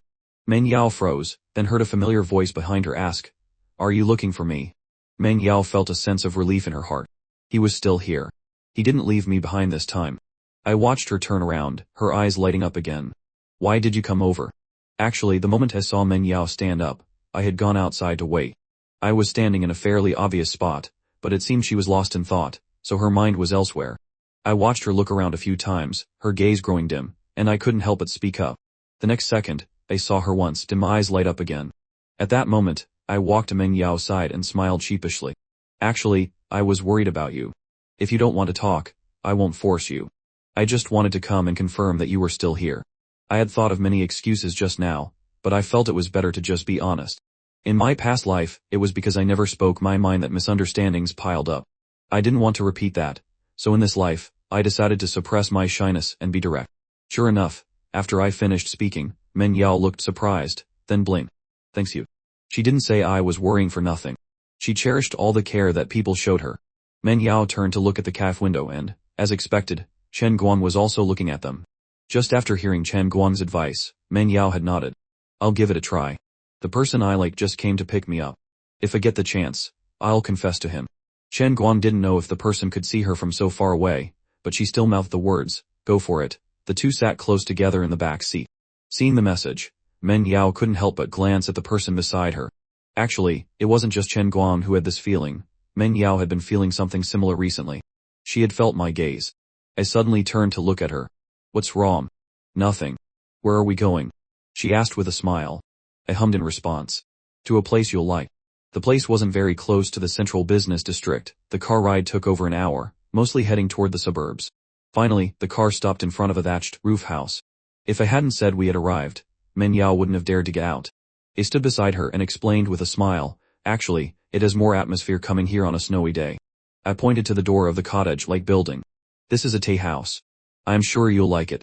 As expected, Men Yao's eyes lit up. She loved quiet places like tea houses. They helped inspire her writing. Actually, I had already guessed what Men Yao's part-time job was. In my past life, it was only after she returned to the country that I learned she had published several books, 2 of which had even sold their television rights. I hadn't paid attention before because she wrote romance novels, and I didn't like reading novels, let alone romance. Later, I bought all her books, but Men Yao saw them when they were delivered. We were living across from each other at the time. Before I could even open the books, she snatched them away. She was embarrassed and warned me not to read them. But after she left, I read every single book she had written, including the first one that recorded her secret feelings during her unrequited love. This morning, when she said she had a part-time job, I thought of her writing, but the information I found said she only started writing at 20. Thinking back, the information online couldn't be completely trusted. Based on the publication date of her first book, she published it between 19 and 20, which means she started writing even earlier. Her love for tea houses was also something Men Yao mentioned in our past life. She once said she liked the inspiration she found in these quiet places. This tea house had just opened this year and wasn't famous yet. It would become popular later. In my past life, the first time I came here was with Men Yao. She said she liked this place, and after that, I often came here to paint, sitting for the whole day. Bringing her here early in this life, she would surely like it. Seeing her happy expression, I smiled. Come on, let's go inside. Entering the door, I reached out and shook the bell hanging on it. Very quickly, a beautiful young woman came out. Seeing us, she smiled and said, "Welcome." Men Yao saw the girl and couldn't help but glance at me. Did he come here to look at girls? I felt her gaze and found it strange, but still said, "We'd like a private room. We'll be here all day." "Do you offer farmhouse and self-catering services?" The girl nodded. "Yes, we do." "Have you been here before? How do you know so much?" She took a key card and led the way. "This way, please." I heard it from a friend, I mumbled. "We've only been open for half a month." "Your friend came here quickly," the girl said, swiping the card to open a door. "Please come in. For tea and snacks, would you like to choose a set or order individually?" The girl asked with a smile. I glanced at Men Yao beside me. "Do you want to look at the menu first, or should I just order?" Men Yao smiled and said, "You order." Her curious eyes scanned the room. In the end, I ordered a set. After we entered the room, the girl thoughtfully closed the door. The space inside was quite large and simple, without much furniture. Next to the tea table were sitting cushions, a sofa in the corner, and a few simple decorations. This was the simplest tea house Men Yao had ever seen, and also the one that suited her taste the most. She said softly, "Coming here, I feel completely relaxed. It's so comfortable." I pulled out a cushion, and my movement paused. In my past life, the first time Men Yao brought me here, she had said the same thing. I looked up at the person in front of me, my eyes a little complicated. Men Yao was flustered by my gaze. "What's wrong?" "Nothing. Sit down." Very quickly, the same girl brought in our things. "Enjoy your time," she said before leaving. She also gave us a map of the tea house and farmhouse area. The tea house looked small from the outside, but it was very large inside. Men Yao was surprised to see it even had a hot spring. I saw it too and said casually, "Let's come here in the winter for the hot springs." Men Yao suddenly put the map down. "Nan Xuan, you've been a little strange lately." I glanced at her, not paying much mind. "Heavy," I said while skillfully pouring her a cup of tea. But Men Yao clearly remembered that I didn't particularly like drinking tea. She was silent for a moment. Was it to meet that girl just now? Otherwise, there's really no reason to suddenly bring me here. "No. I came here to bring you," I said without thinking. Putting the teapot down, my eyes filled with a smile as I looked at the person before me. "Actually, with your sensitivity, you've probably already noticed something, right? I've pretty much made everything clear." Men Yao looked at my calm expression but still felt her heart pounding uncontrollably. It was true, she had noticed some things.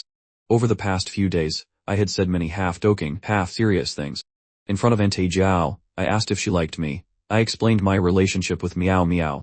When she asked who I liked, I quoted the poem written on the wall of West Forest Temple, I can't see the true face of Lushan Mountain, because I myself am in the mountain.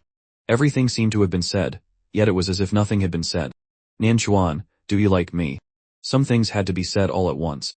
For example, the words Meng Yao had just spoken. If she didn't get them all out, the rest would be even harder to say.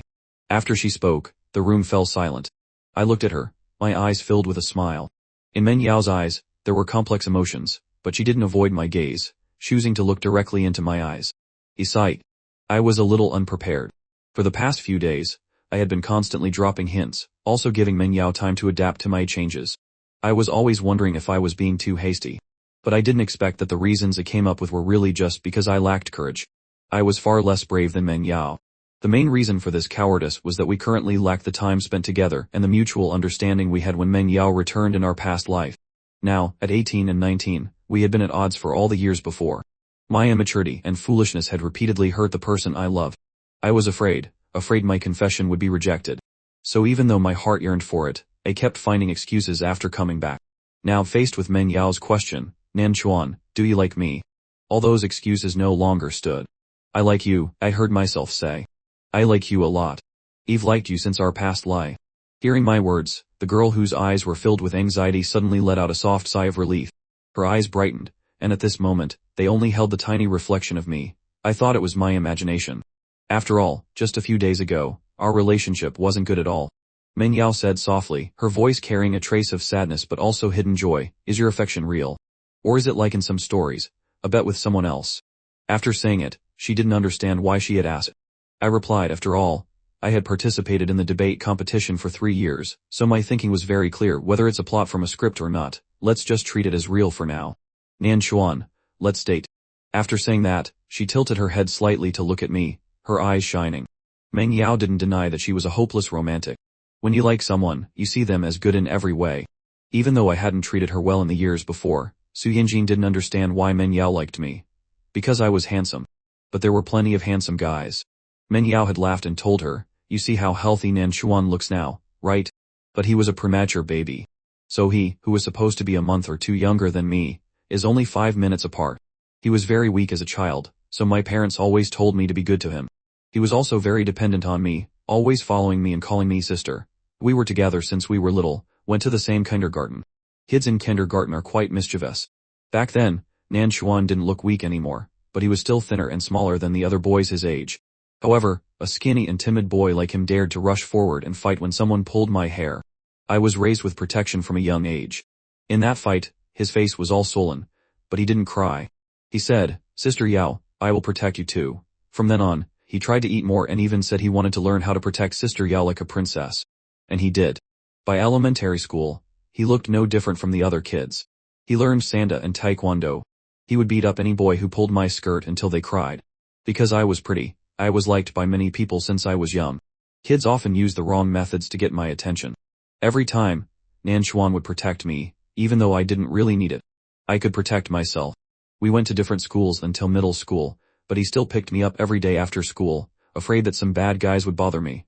Back then, he was like a tall, white sheep standing by my side. A girl's heart often matures earlier than a boy's. After what happened to his family, he moved away with Ante Jiao. At that time, Meng Yao was confused, unable to distinguish her feelings for me.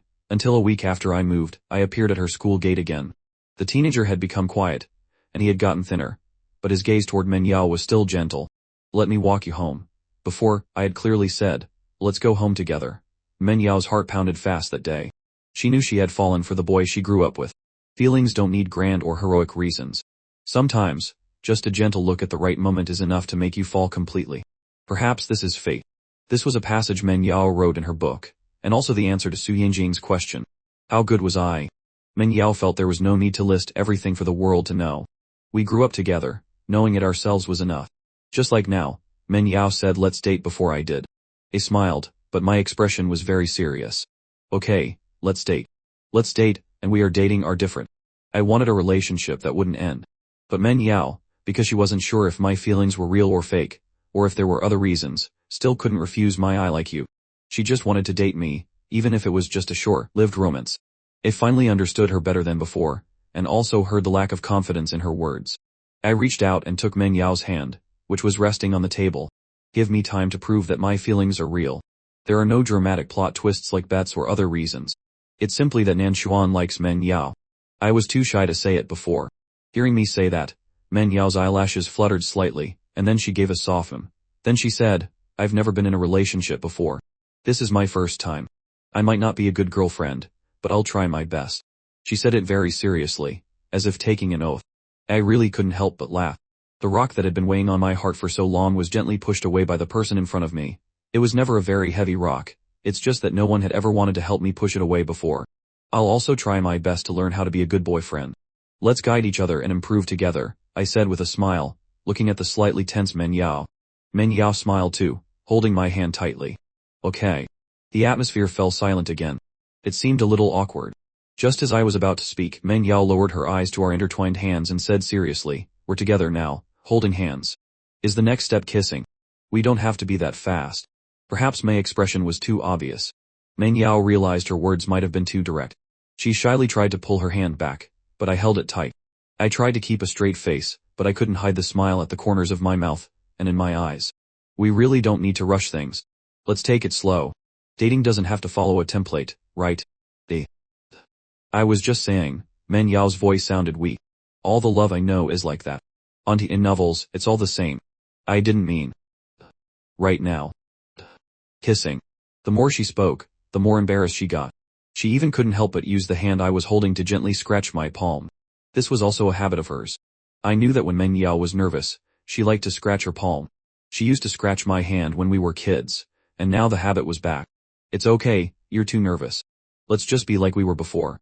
Whatever feels comfortable, let's do that. I let her scratch my hand, not angry but very happy, comforting her. I wanted to bring back all her little habits. I suddenly thought of something. You also think my emotional intelligence is a bit low. A lot of the time, I don't realize if something is wrong. If you're unhappy, just tell me directly. Or if you don't want me to interact with someone, just tell me. You're my girlfriend. You can tell me anything. Of course, from now on, I will definitely keep my distance from other girls, I promised seriously, and then saw Men Yao's happy smile. Okay, she murmured. Actually, ever since we were little, when other girls gave you apples on Christmas Eve, and you told them you didn't like apples, I thought your AIC was a bit low. Not to mention when we were a bit older, in middle school, many girls started having secret crushes and sending you love letters. My parents are both good looking, so of course, I'm pretty too. There must have been a lot of girls who liked you for your looks. Although we weren't in the same school back then, our schools were only a 5 to 6 minute walk apart. Sometimes I knew you stayed after school to play ball, so I would go to your school to wait. And of course, I saw girls giving you letters. But you seemed to not understand the meaning, just frowning and saying, is there no other way to communicate these days? Why does everyone like to write letters? The little girl's heart was crushed by your question, and she walked away dejectedly. Watching her go, you still didn't understand and asked the person next to you, why does everyone like writing letters? That was He-Feng, who was already your good friend. He looked at you with a helpless expression. Brother Nan, your IQ is really too low. It was also from that time, that night after I finished playing baseball, I stormed into your room and warned you not to date early, or I would break your legs. Thinking back, she smiled brightly. He-Feng, who was next to you, seemed very afraid of me. Thinking of this, Men Yao asked in confusion, why do I feel like He-Feng is very afraid of me? I looked at her puzzled face and couldn't help but laugh. Because he really thinks you're very fierce. There was a time before when we argued, and you deliberately threw your baseball bat towards me, right? He thought that bat was what you used to hit me. Even though I explained many times that you like baseball and have never used a bat to hit me, sometimes people just want to believe what they see. Anyway, He-Feng has always been very afraid of you. Men Yao felt it was ridiculous after hearing this. Do I look that fierce? Not fierce, very beautiful, I said without thinking. Such a direct compliment made Men Yao uncomfortable, her face turning red. After all, we were a newly confirmed couple. Although the process was a bit casual, decided in just a few sentences, we both knew how serious we were. The air seemed to start filling with pink bubbles. Men Yao lowered her eyes to our intertwined hands, still a little restless. I'll make tea. At this point, I finally let go of her hand. The two of us fell silent again, but this time, the air was not filled with awkwardness but with a lingering, pink ambiguity. I watched her face turn redder and redder under my gaze. Finally, Men Yao couldn't stand it anymore, put down what was in her hands, and looked up at me seriously. You. Stop looking at me like that. But there's nothing else here to attract my gaze. I blinked, my expression very reasonable. Men Yao saw the smile in my eyes and knew I was doing it on purpose. She puffed out her cheeks. Turn away, She tried to sound fierce, but her tone was a bit weak. Seeing her like this, I obediently turned away. Then what? I said, my eyes still deliberately looking at her. Sure enough, seeing me like this, Manhwa's face turned even redder. She quickly raised her hand to cover my eyes. I just felt something quickly fall in front of my eyes, and then my vision disappeared. Her soft palm, though quick and seemingly fierce, was actually very gentle as it covered my eyes. Manhwa's voice, trying to be fierce, carried a shy and bashful tone. In short, just don't look at me anymore. Why isn't the air conditioner here? Fool. Initially, Manhwa thought that since they had known each other for so long, even if they got together, she wouldn't be too shy. But it turned out to be different. Since confirming their relationship, her heart had been beating fast and hadn't slowed down. Being looked at by me made her forget what she was going to do. When my eyes rested on her, she didn't dare to look up and meet my gaze at all. Manhwa knew it was mainly because she was more easily embarrassed than I was, so she was flustered by just one look from me. Her eyes landed on my exposed nose and mouth, a smile still lingering at the corner of my lips. If I become more flustered and uncomfortable than him, maybe he won't stare at me anymore. Manhwa admitted she was a bit impulsive, otherwise she wouldn't have done such a thing. She maintained the posture of covering my eyes, suddenly stood up on her knees, and then leaned forward. I just felt the familiar scent on her body rush into my nose, and then a soft touch landed on my lips, making my whole body stiffen for a moment. My first reaction was that Manhwa had kissed me. That soft feeling brushed lightly against my lips. Manhwa could feel my eyelashes trembling in her palm. Her heart, which had been beating fast, suddenly calmed down when she saw my face gradually turning red. So it's true that as long as I'm more flustered than him, he won't be flustered anymore. Her fingertip gently pressed against my lips, then she removed the hand covering my eyes. That's right, it was a finger, not her lips. The moment the cover was removed, I saw her beautiful face with a mischievous smile, her eyes curved and very cute. Her slender fingertip was still lightly touching my lips. It's unclear if I was disappointed or not. Maybe I was, so when I looked directly into her eyes for a few seconds, I heard her say softly with a smile, "Why is your face so red?" Is it because she thinks our relationship was already intimate, just separated by more than 2 years of coldness? At this moment, I could clearly see that Manhwa was being deliberately playful. Every time she teased me before, she had this expression. So, I quickly stuck out my tongue and gently licked her fingertip that was on my lips. Manhwa's expression immediately stiffened, her eyes widening. Her finger retracted as if burned. The red on my face didn't disappear, it just shifted. For example, now I saw that redness transferred to Manhwa's face. Seeing her speechless for a moment, I kindly continued, "What's wrong?" I just felt like licking my lips. They're a bit dry. A smile appeared on my face. "Sorry about that. I accidentally touched your finger." As I spoke, I pretended to be apologetic and reached out to take her hand. "Let me wipe it clean for you." I can only say that although my ick is low, I have lived a few extra years, having been reincarnated. In terms of thick skin, mine is much thicker than the 19-year-old Manhwa's. Manhwa saw me reaching for her, wanting to. The fingertip I had just licked still seemed to retain that soft, warm feeling. Actually, if someone else had done that, she would have been disgusted, but I had kissed her all over her face with drool when we were kids. It can only be said that Manhwa's acceptance of everything about me was quite high. Her hand couldn't avoid mine, and was caught. I held her hand, and could still feel her trying to pull back. I used a little strength, and the small hand in my palm couldn't get out. I looked down, took a tissue from the side, dabbed a little tea to moisten it, and then gently wiped her fingertips one by one. My movements were very serious. Manhwa couldn't pull her hand back and could only watch my actions with an unnatural expression. I was very seriously wiping from her slender fingertips, moving up her finger. "You only touched the tip of my finger just now," Manhwa couldn't help but say. I blinked. "Okay." Then I softly added, "You haven't washed your hands, and you licked it without knowing. Are you a puppy?" He smiled, my action of wiping her hand not stopping. Slowly, from one finger to the palm, her entire hand was wiped very carefully. The back of her hand wasn't missed either. "It's fine, I don't mind you. You didn't even mind when I licked you." Manhwa was about to say something, but in the end, she just gave a dry "oh." I finished wiping her right hand, then quickly lifted her hand and gave a light kiss to the back of it. "Alright," Fee collected. The spot I kissed began to feel hot, and the heat gradually spread to her whole hand. Manhwa quickly pulled her hand back. This time, she succeeded. She quickly put her hand behind her back. Seeing that, I deliberately pretended to be hurt and asked, "Are you that repulsed by my touch?" Manhwa's face was still very red, her hand behind her back clenched slightly. Her eyes were very bright. Although she was shy, it didn't affect her directness. "No, I just finally know the specific feeling of dating. It's a racing heart, disordered breathing, a small action that can capture his full attention. It's a feeling that's hard to describe with words but makes people immerse themselves. Meng Yao didn't know if everyone was like this, but right now, facing me, she really had this feeling. I asked curiously, what kind of feeling is it? At this moment, I couldn't clearly articulate the specific feeling of love either. It's not that there was no feeling, but it was hard to describe. So when I heard Meng Yao say that, I couldn't help but ask. Then I saw her tilt her head slightly, staring at my face for a while. Just as I started to feel unnatural from being stared at, Meng Yao spoke. Perhaps, generally speaking, it's like orange soda in summer. But I feel that's not enough to describe the current feeling. She paused for a moment, and continued, it's like summer fireworks blooming in an instant. The love I have for you will fill every empty corner of my heart.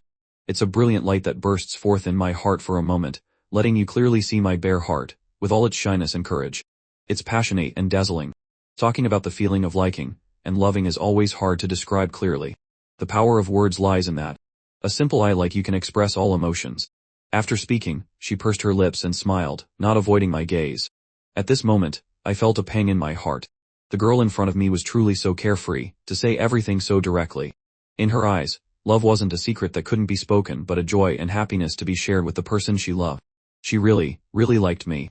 The way you put it, I feel like anything I say would fall short of what you just said, I said softly, my gentle gaze sweeping over every feature of her face. She was truly beautiful. Every feature on her face was exquisite, which was why she had attracted the attention of so many boys since she was young. They tried all sorts of ways to get her attention, but from beginning to end, Meng Yao's attention was never drawn away. Her attention was always on me. The protection in childhood, the shelter in adolescence. She was always there. I reached out and took her hand that was by her side. How should I express my feelings for you? If you can't say it, then don't. Isn't there a saying? Ah, right. Actions speak louder than words. A radiant smile with a small dimple at the corner of her mouth appeared. It was very shallow, you wouldn't notice it if you weren't looking closely. Alright, Nan Xuan, don't move. Let me kiss you. After she said that, without even waiting for my reaction, she quickly moved closer. Her soft, warm lips lightly touched my cheek, making a soft "mwah" sound. I quickly turned my head. Just as she was pulling back a little, our soft lips touched for a fleeting moment, and then separated. I saw her eyes immediately widen. I felt like she could hear my heart pounding. Meng Yao had only intended to give a peck, but I turned my head too fast. So fast that she didn't have time to pull back. The sensation of our lips touching still lingered, now a little numb. We looked at each other for a moment, then both blushed and quickly looked away. I raised my hand and lightly touched my lips with the back of it. This felt very good. We're a couple. It's very normal, right? My voice was a little weak. If I hadn't suddenly turned my head, we wouldn't have touched. It was mainly because I was afraid Meng Yao would think I did it on purpose. Normal, right? Meng Yao's voice was also a little weak. But you just said we don't need to rush things like that. I didn't do it on purpose. You mean? You didn't want to kiss me, it was just an accident. I turned my head with a puzzled look, only to meet her big eyes looking at me, her face still red. Had she been looking at me the whole time? Nan Xuan, if we keep going like this, it might be very hard to be together. We both seem a little shy, she said, blushing. Maybe it's because we skipped a very important step, the ambiguous stage. We went from being close to being cold, and then directly got together, so the way we interact always feels a bit awkward. I didn't expect Meng Yao to feel this way. I felt it too. Our current relationship was indeed a bit awkward. He sighed. Let's slowly get through it together. Yes, she nodded, then suddenly stood up, still holding my hand. So now, let's go do something that won't make each other awkward. What is it? I stood up, following her pull. Meng Yao pointed to the map on the table. If we stay in this room together, we'll probably be blushing until we leave. Let's go for a walk outside. Of course I had no objections. We pushed open the door and walked toward the backyard. After leaving the yard, I asked, do you feel that in this relationship, I seem a bit useless? This was a question from the bottom of my heart. It seemed like from the beginning, it had been Meng Yao pushing this relationship forward, from confessing to breaking the awkwardness between us. Meng Yao didn't turn her head but squeezed my hand tightly. Isn't it because you were afraid I would have a hard time accepting it that you gave me all the initiative? Her voice was very soft. Nan Xuan, I'm not that stupid. You see everything you do. At first, I couldn't quite believe it, but now I'm sure of everything. I looked at her side profile and smiled. Right. She had always been very smart. The stupid one was me. After going outside, the awkward atmosphere and not knowing how to be together dissipated. We had grown up together, so it was easy to find topics of conversation. So, for the rest of the day, apart from drinking a few sips of tea in the room at the beginning, we were outside. We didn't do much, just picked vegetables, cooked, and went for a walk after eating, until it got dark. When we walked out of the tea house, Manhwa turned back to look at it, and suddenly asked me, "Are we considered to be on a trip to a farmhouse or to a tea house?" I looked at her. "Probably a trip to a farmhouse," she said softly. "Then it would have been better to go straight to a farmhouse. It would have been cheaper." I held her hand tightly, watching the approaching car. "It's not expensive. If not for this place, we probably wouldn't have been able to talk today." Manhwa glanced at me, the corners of her mouth curving up slightly. When we got home, we were still a little reluctant to part. Even though our rooms were only separated by a wall, we just stood there, not wanting to move. "You go in first. Take a shower and get some rest." I let go of her hand and looked at her. Manhwa wanted to say something but felt that maybe she was being too clingy. She suddenly thought of something, reached out to take my hand again, took out her phone, and took a few pictures of our intertwined hands. I smiled and said, "Don't we already have a picture together? The one that girl took for us at the bookstore." Manhwa mumbled, "This is different. Who would make it public with a picture someone else took? Make it public." I had completely forgotten about this. I once again mentally scolded myself for my lack of thoughtfulness, then glanced at our intertwined hands. Is a picture of our hands enough? Manhwa's action of looking at the photos on her phone paused. She looked up at me. "Then let's take a picture together." After saying that, she blinked, her eyes filled with anticipation. Actually, she had wanted to say it just now but was a little too shy. In this aspect, boy seemed less concerned. He smiled. "Let's take it." Then I took her hand and walked toward the living room. Our living room has a large glass pane that is almost a full-length mirror. This was something Auntie Jiao had insisted on installing during the renovation, saying that we must check our appearance before going out, and it was perfect in the living room. I used to think it was unnecessary, but at this moment, holding Manhwa's hand and standing in front of that mirror, I felt it was very necessary. In the mirror, we could both clearly see the shyness and red faces from embarrassment. We stood very straight. I spoke first. "Taking a picture like this seems a bit weird. How about I hug you?" "Oh, okay."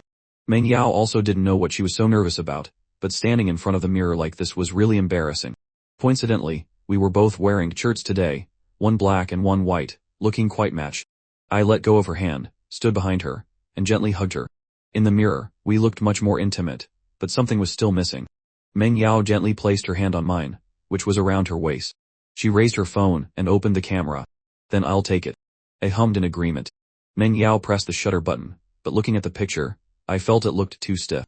I reached out and took the phone from Manhwa's hand. "Let me try." Manhwa said "Oh," and our posture remained unchanged. I counted, 1, 2, 3. The moment I finished, I lowered my head and placed a light kiss on the faded scar on her collarbone. The surprised girl turned her head, and I pressed the shutter button just as she turned. That moment was captured in the photo. In the picture, the girl had a shy and surprised expression, while the boy was lowering his head to kiss her collarbone with a gentle motion.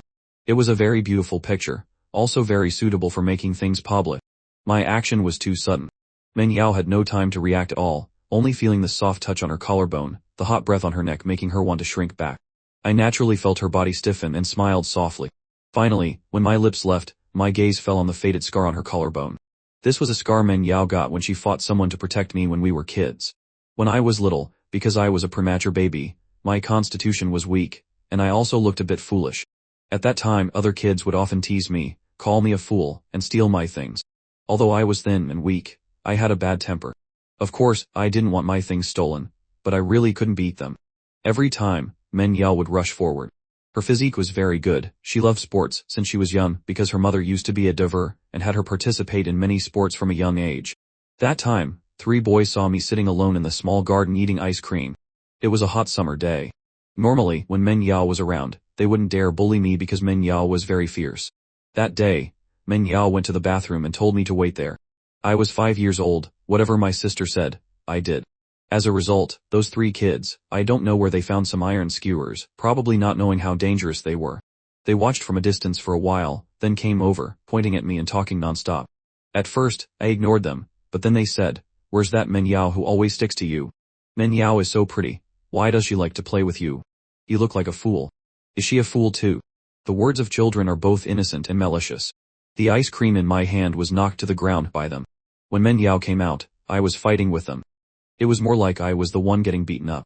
I was too weak back then. Manhwa rushed to help me, but she got scratched on her face and collarbone by the skewers those kids were waving around. When they heard Manhwa crying, they just kept waving the skewers to scare her.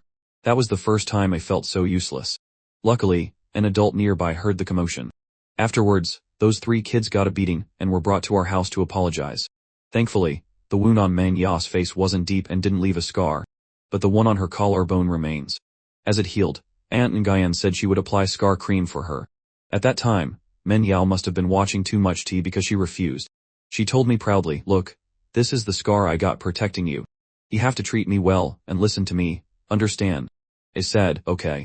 From then on, even when my parents made me drink bitter medicine, I didn't make a fuss anymore. My mom said the medicine would make me stronger, and being strong meant I could protect Manhwa. Now, looking at the faint scar, I said softly, "It's still here." Manhwa felt our bodies pressed close together, which made her very self-conscious. She took a step forward, slipping out of my arms, and touched her collarbone. "It's been so long. It'll probably be there forever." I saw her obvious embarrassment, and pointed to the scar. "Alright, from now on, I'll listen to you. That promise still counts, right?" My words made Manhwa smile, her eyes brightening as she looked at me with delight. "Okay, you better keep your word." Then, she grabbed her phone and quickly turned back to her room. She wanted to record the feeling of just confirming our relationship. It might be useful for her writing later. I only had time to see her hurry away and say, "Rest early," before she went into her room. I was left behind, my hand still outstretched. I couldn't even see the door close before I let out a soft sigh. As I thought, the only one who changed was me. Manhwa was still the same Manhwa. But today, she was also different from before. A smile spread across my face. This isn't so bad either. I went back to my room, planning to ask her for the photos to post on our social media timelines. Maybe I didn't really care about these things at first, but Manhwa had made a point to take pictures and said she wanted to post them, so it must be important to her. I texted Manhwa, but she didn't reply right away. She was probably busy. And Manhwa was indeed busy.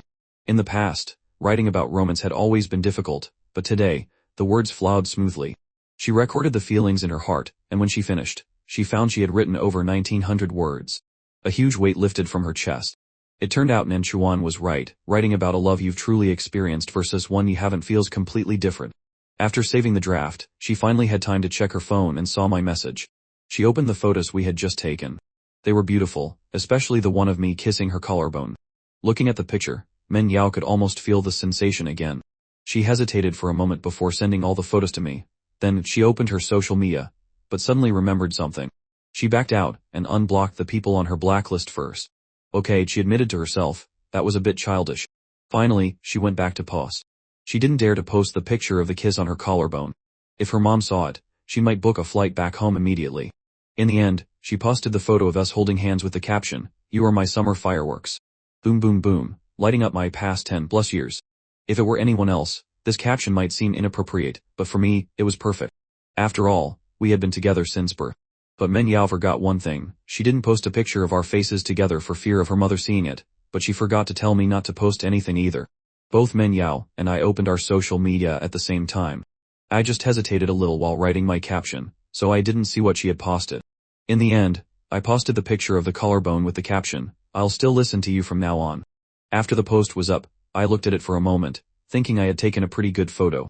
Then I saw Manhwa's post below mine, using the picture of us holding hands. I froze. Then I saw Anja like both of our posts. Next was Aunt Nguyen, who left 3 question marks under each of our posts. A scream came from the next room. "Inchuan, are you an idiot? My mom just texted me that she's booking a flight." Even through the wall, I could feel her despair. After a moment of thought, watching the number of likes steadily increase, I sent a hesitant question, should I delete it? There was no response. I guess she was probably on the phone. My phone rang too. It was Aunt Zhao. He sighed and answered. "Son, you're amazing." Aunt Zhao's voice was full of joy. "I just left for a business trip, and you two have already gone public. Oh my god, you move so fast. I actually think this is slow," I thought to myself. I wanted to confess the day I got back. Aunt Zhao kept talking, mostly praising my speed. Then, she asked with a hint of concern, "Did you see the picture Yao Yao posted?" She didn't show her face. "Is it because of you?" Hearing this, I grew even more anxious. "Mom, can you think on the bright side? Isn't it possible she didn't want Aunt Nguyen to know? Yao Yao just said Aunt Nguyen is already booking a flight." Aunt Zhao fell silent. "But son, don't you think this is a good development? You just confirmed your relationship, and her mother is already coming back. Is her mom rushing back really a good development?" Aunt Zhao and Manhwa's mother were best friends, and she had said before that leaving Yao Yao in my care was no problem. But her son had suddenly given her quite a shock. In the end, It was Men Yao who convinced her mother. The reason was that they were about to start university, and it wasn't a good time for her to come back. The main thing was that Aunt Zhao also called Men Yao. They finally agreed to come back during the winter break, so they could celebrate the new year at home. Our relationship became public very naturally. My friends, in particular, were all surprised. For the past few years, I had barely given any girl the time of day.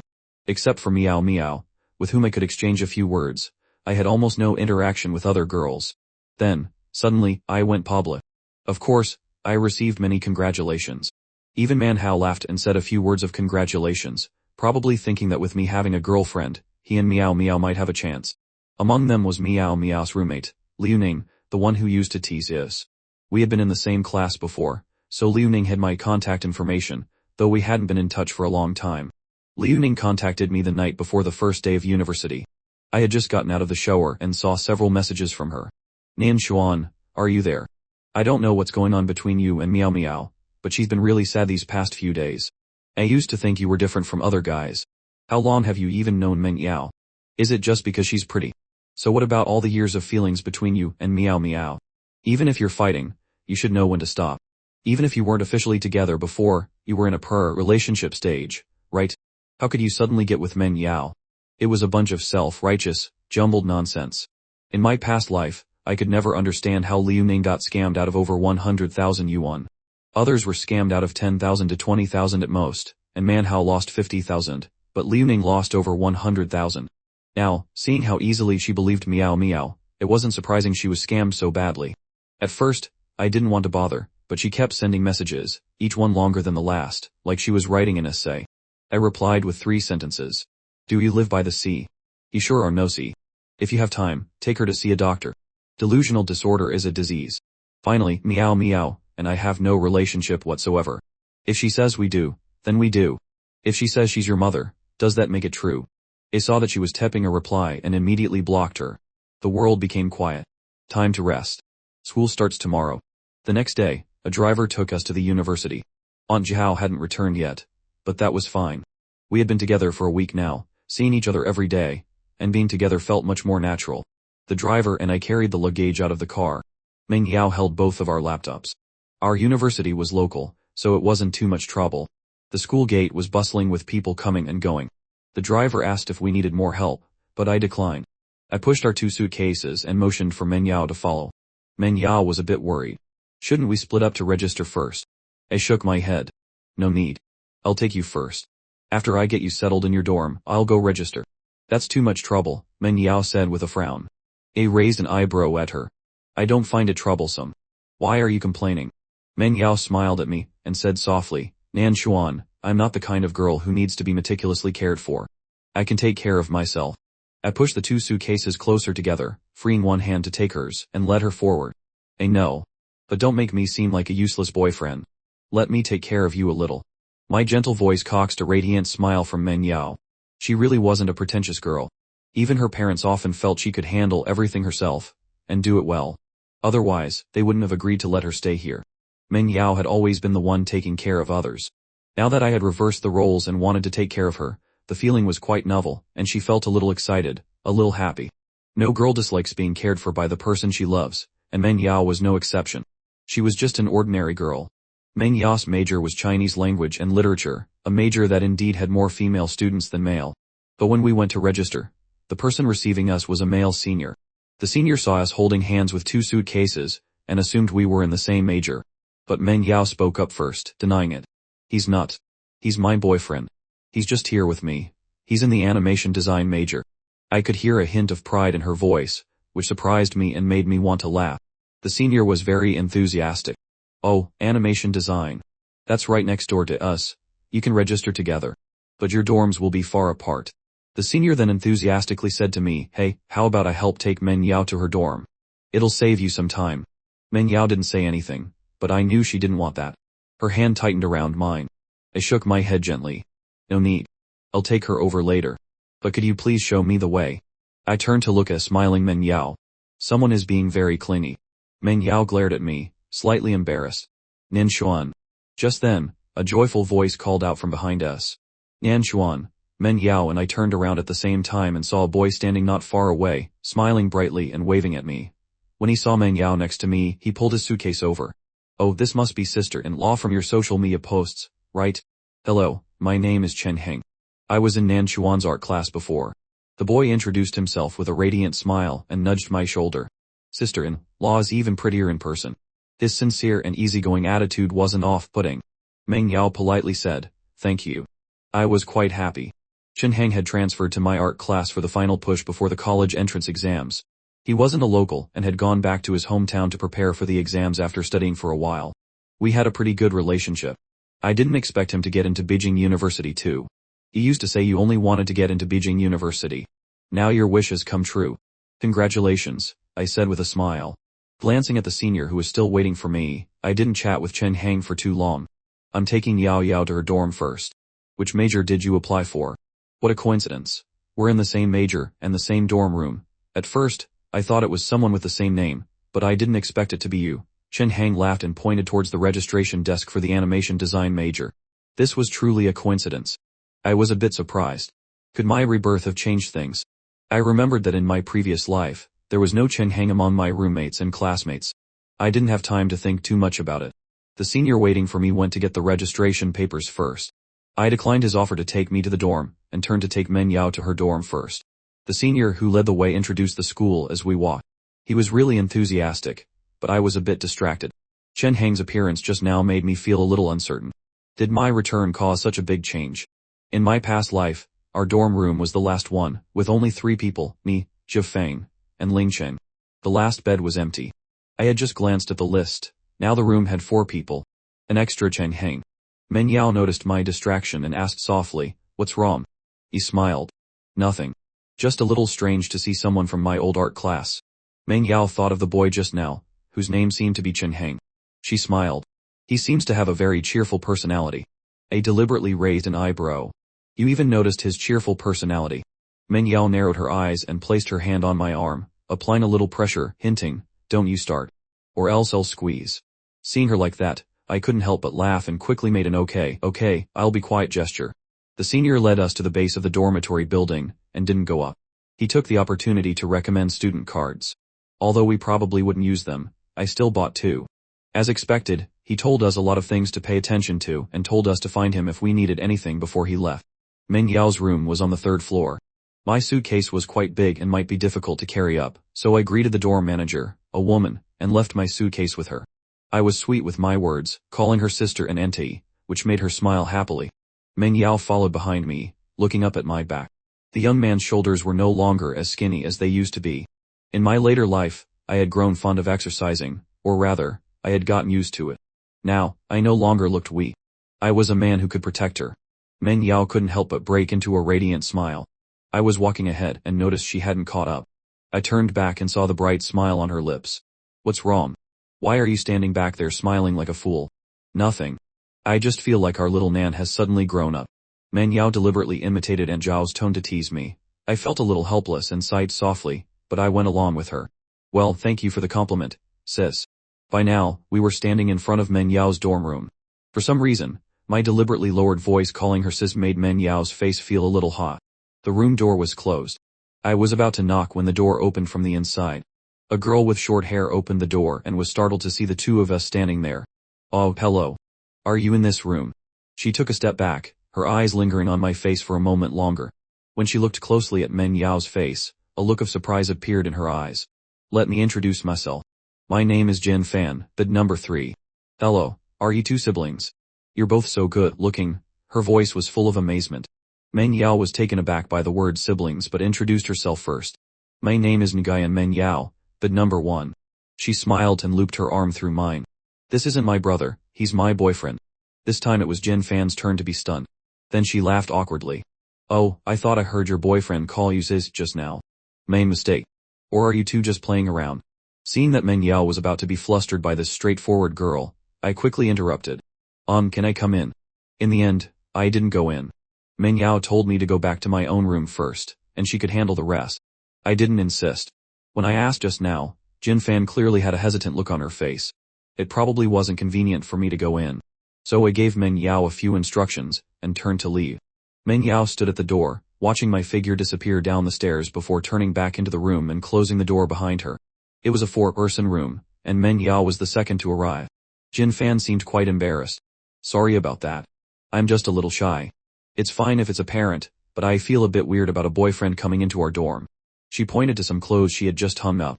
I just washed some of my underwear. Meng Yao was very understanding and smiled.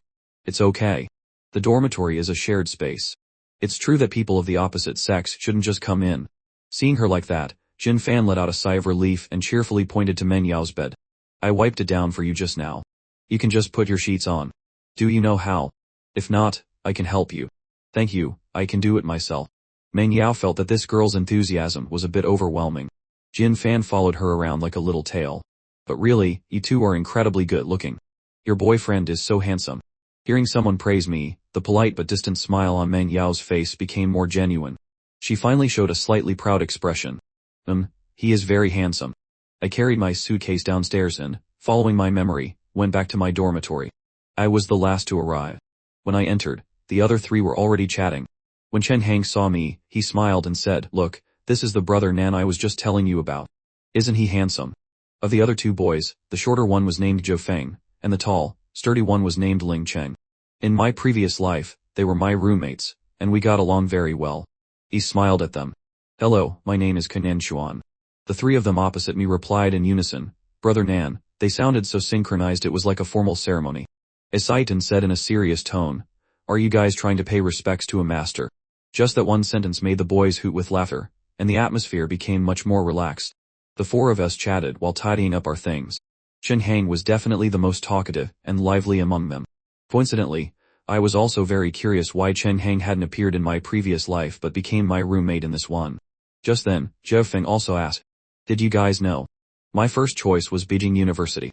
I studied so hard for it. Luckily I got in." Ling Cheng sighed. "Who didn't? Don't look at how fat I am now. I used to be thin, but the pressure in the 12th grade was too much. It was like I was being inflated. I felt uncomfortable if I didn't eat." I had heard the story in my previous life. For a long time after that, Ling Chen would be in a constant cycle of trying to lose weight and failing.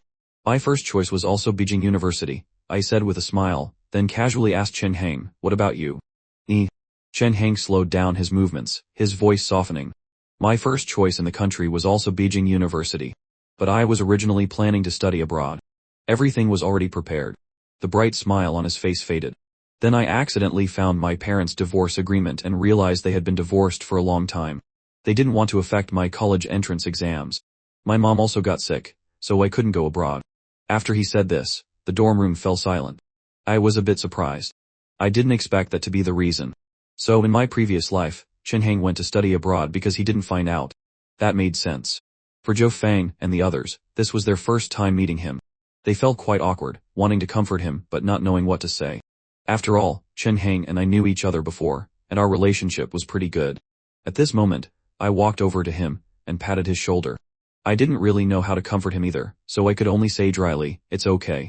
Everything will get better. My parents are divorced too. Is your mom's health okay?" Chen Hang was stunned. He turned to stare at me for a moment, then suddenly sighed. "Brother Nan, that's what you call ineffective comfort.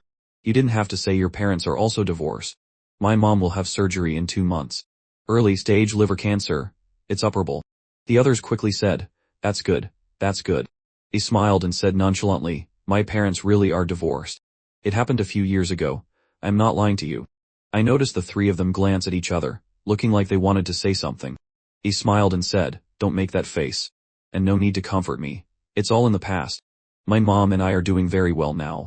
The 3 of them breathed a sigh of relief. "See, we've just met, and we're already spilling our family stories. I don't even know what to say anymore," Zhou Feng sighed. "But don't worry, we're brothers now." "That's right, brothers." He smiled and didn't say anything.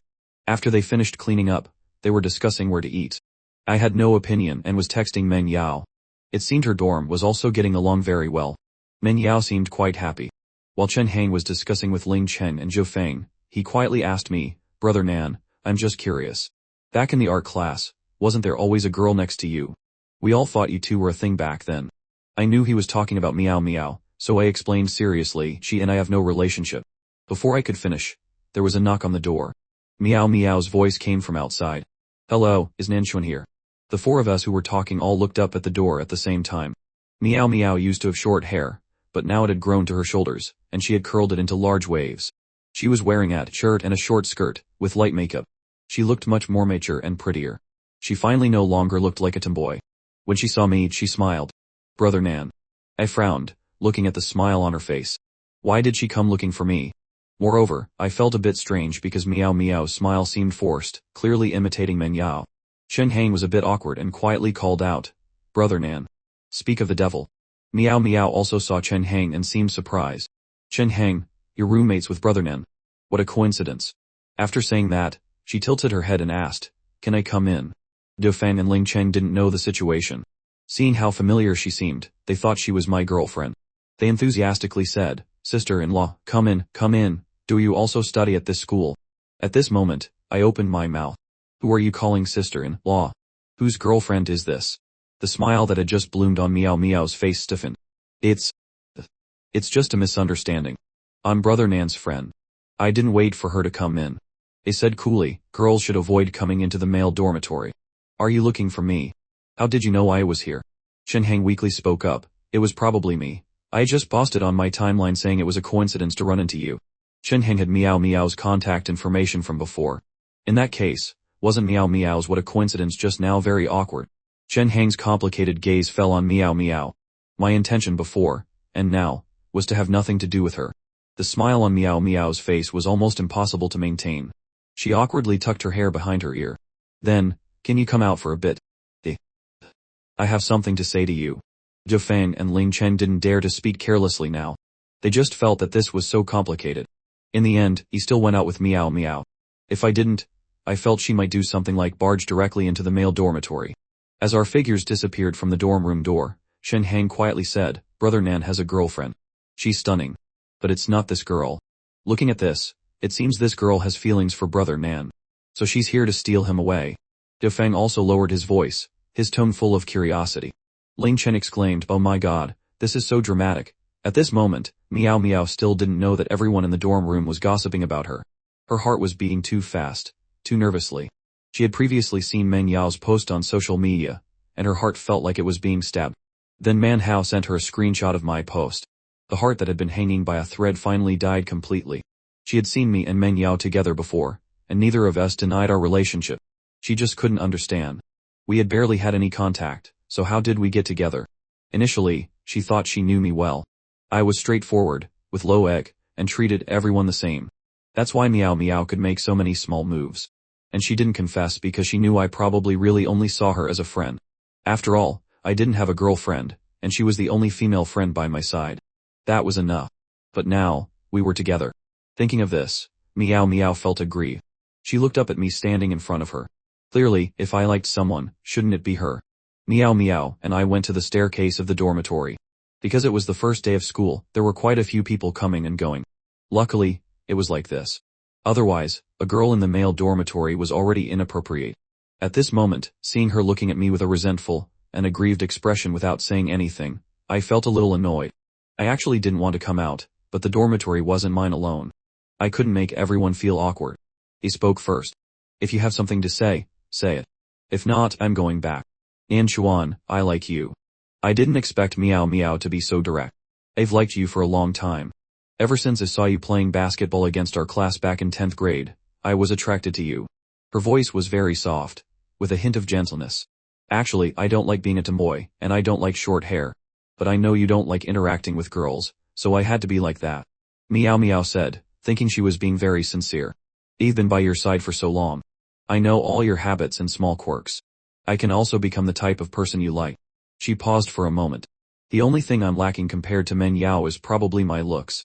But that can be changed." "How do you know Men Yao's looks are natural?" Her voice carried a hint of unwillingness. At first, I listened to her confession with a blank expression. I didn't expect Meow Meow to choose to confess in this life. In my previous life, she never confessed to me, even up until she ran away. If she had, I would have rejected her sooner. That's why in my previous life, I found her resentment so unreasonable. But my originally expressionless face changed when I heard her mention Men Yao.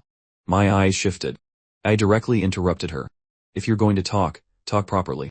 What are you bringing Yao Yao into this for? I get it, you're confessing, right? Then I'll be direct too. I don't like you. It has nothing to do with whether your hair is long or short. or whether you're a tomboy or not. I looked at Meow Meow's face, which was now pale despite the makeup. Even if you go for plastic surgery, it's useless. I don't like you as a person. Besides, what do you know? You don't understand the feelings between me and Yao Yao at all. Meow Meow really didn't understand. Her voice became sharp.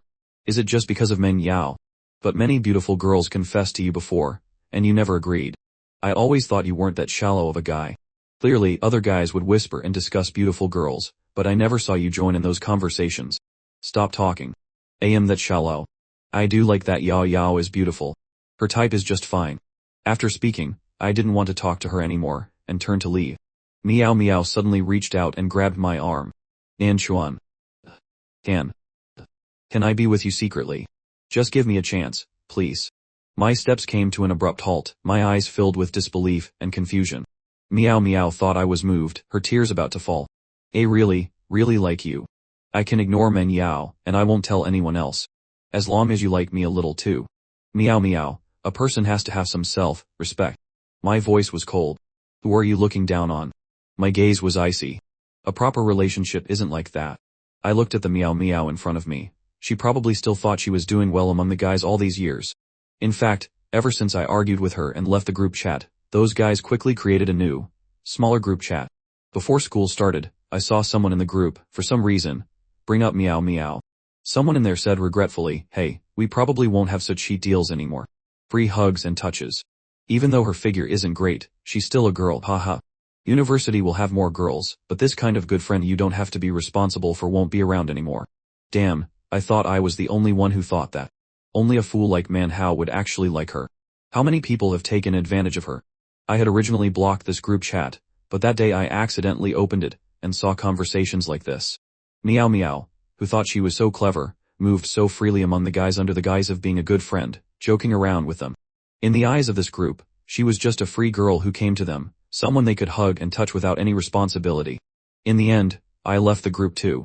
I couldn't participate in such conversations, and I really didn't plan on contacting these people anymore. There are many types of friends. This type probably wouldn't be on the same path later on. In my previous life, they said a lot of bad things about me behind my back. Just thinking about it was disgusting. I finally understood what it felt like to be in a group of 3 with 4 different cliques. Now, looking at Meow Meow, after hearing my words, her tears fell directly. I didn't feel any pity. I just glanced at her, pulled my hand away, and turned to leave. Don't bother me anymore in the future. You may not have any shame, but I do. Meow Meow could only watch me leave without any attachment, without any intention of turning back. She couldn't help but start crying softly, her eyes full of resentment as she looked at my retreating back. Why would I treat her like this? Meow Meow clenched her fists. The phone in her hand lit up from the impact, displaying a photo of 2 people hugging. The people in the photo were me and her. This was a photo she had swapped using an A. It looked very real.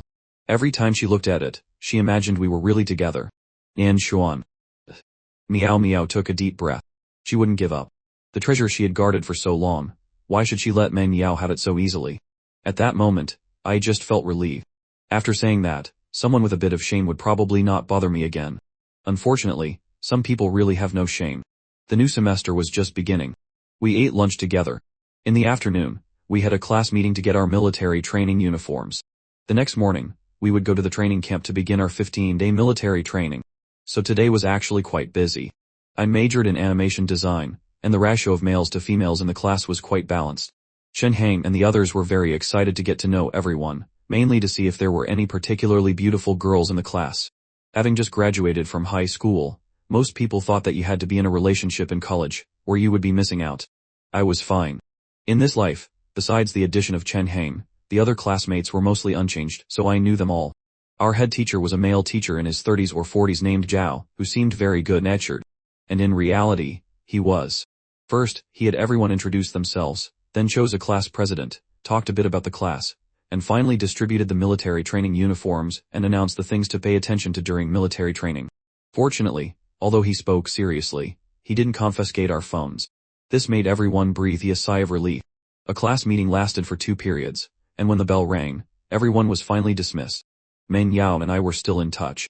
We both had class in the afternoon, but our teaching buildings were far apart. I had originally planned to ask Men Yao out for dinner, but she had plans to eat with her roommates. Their room had just gotten everyone, so I couldn't get a date with my girlfriend. The other two in my dorm, besides Chen Hang, went to meet up with people from their hometowns. In the end, it was just Chen Hang and me for dinner.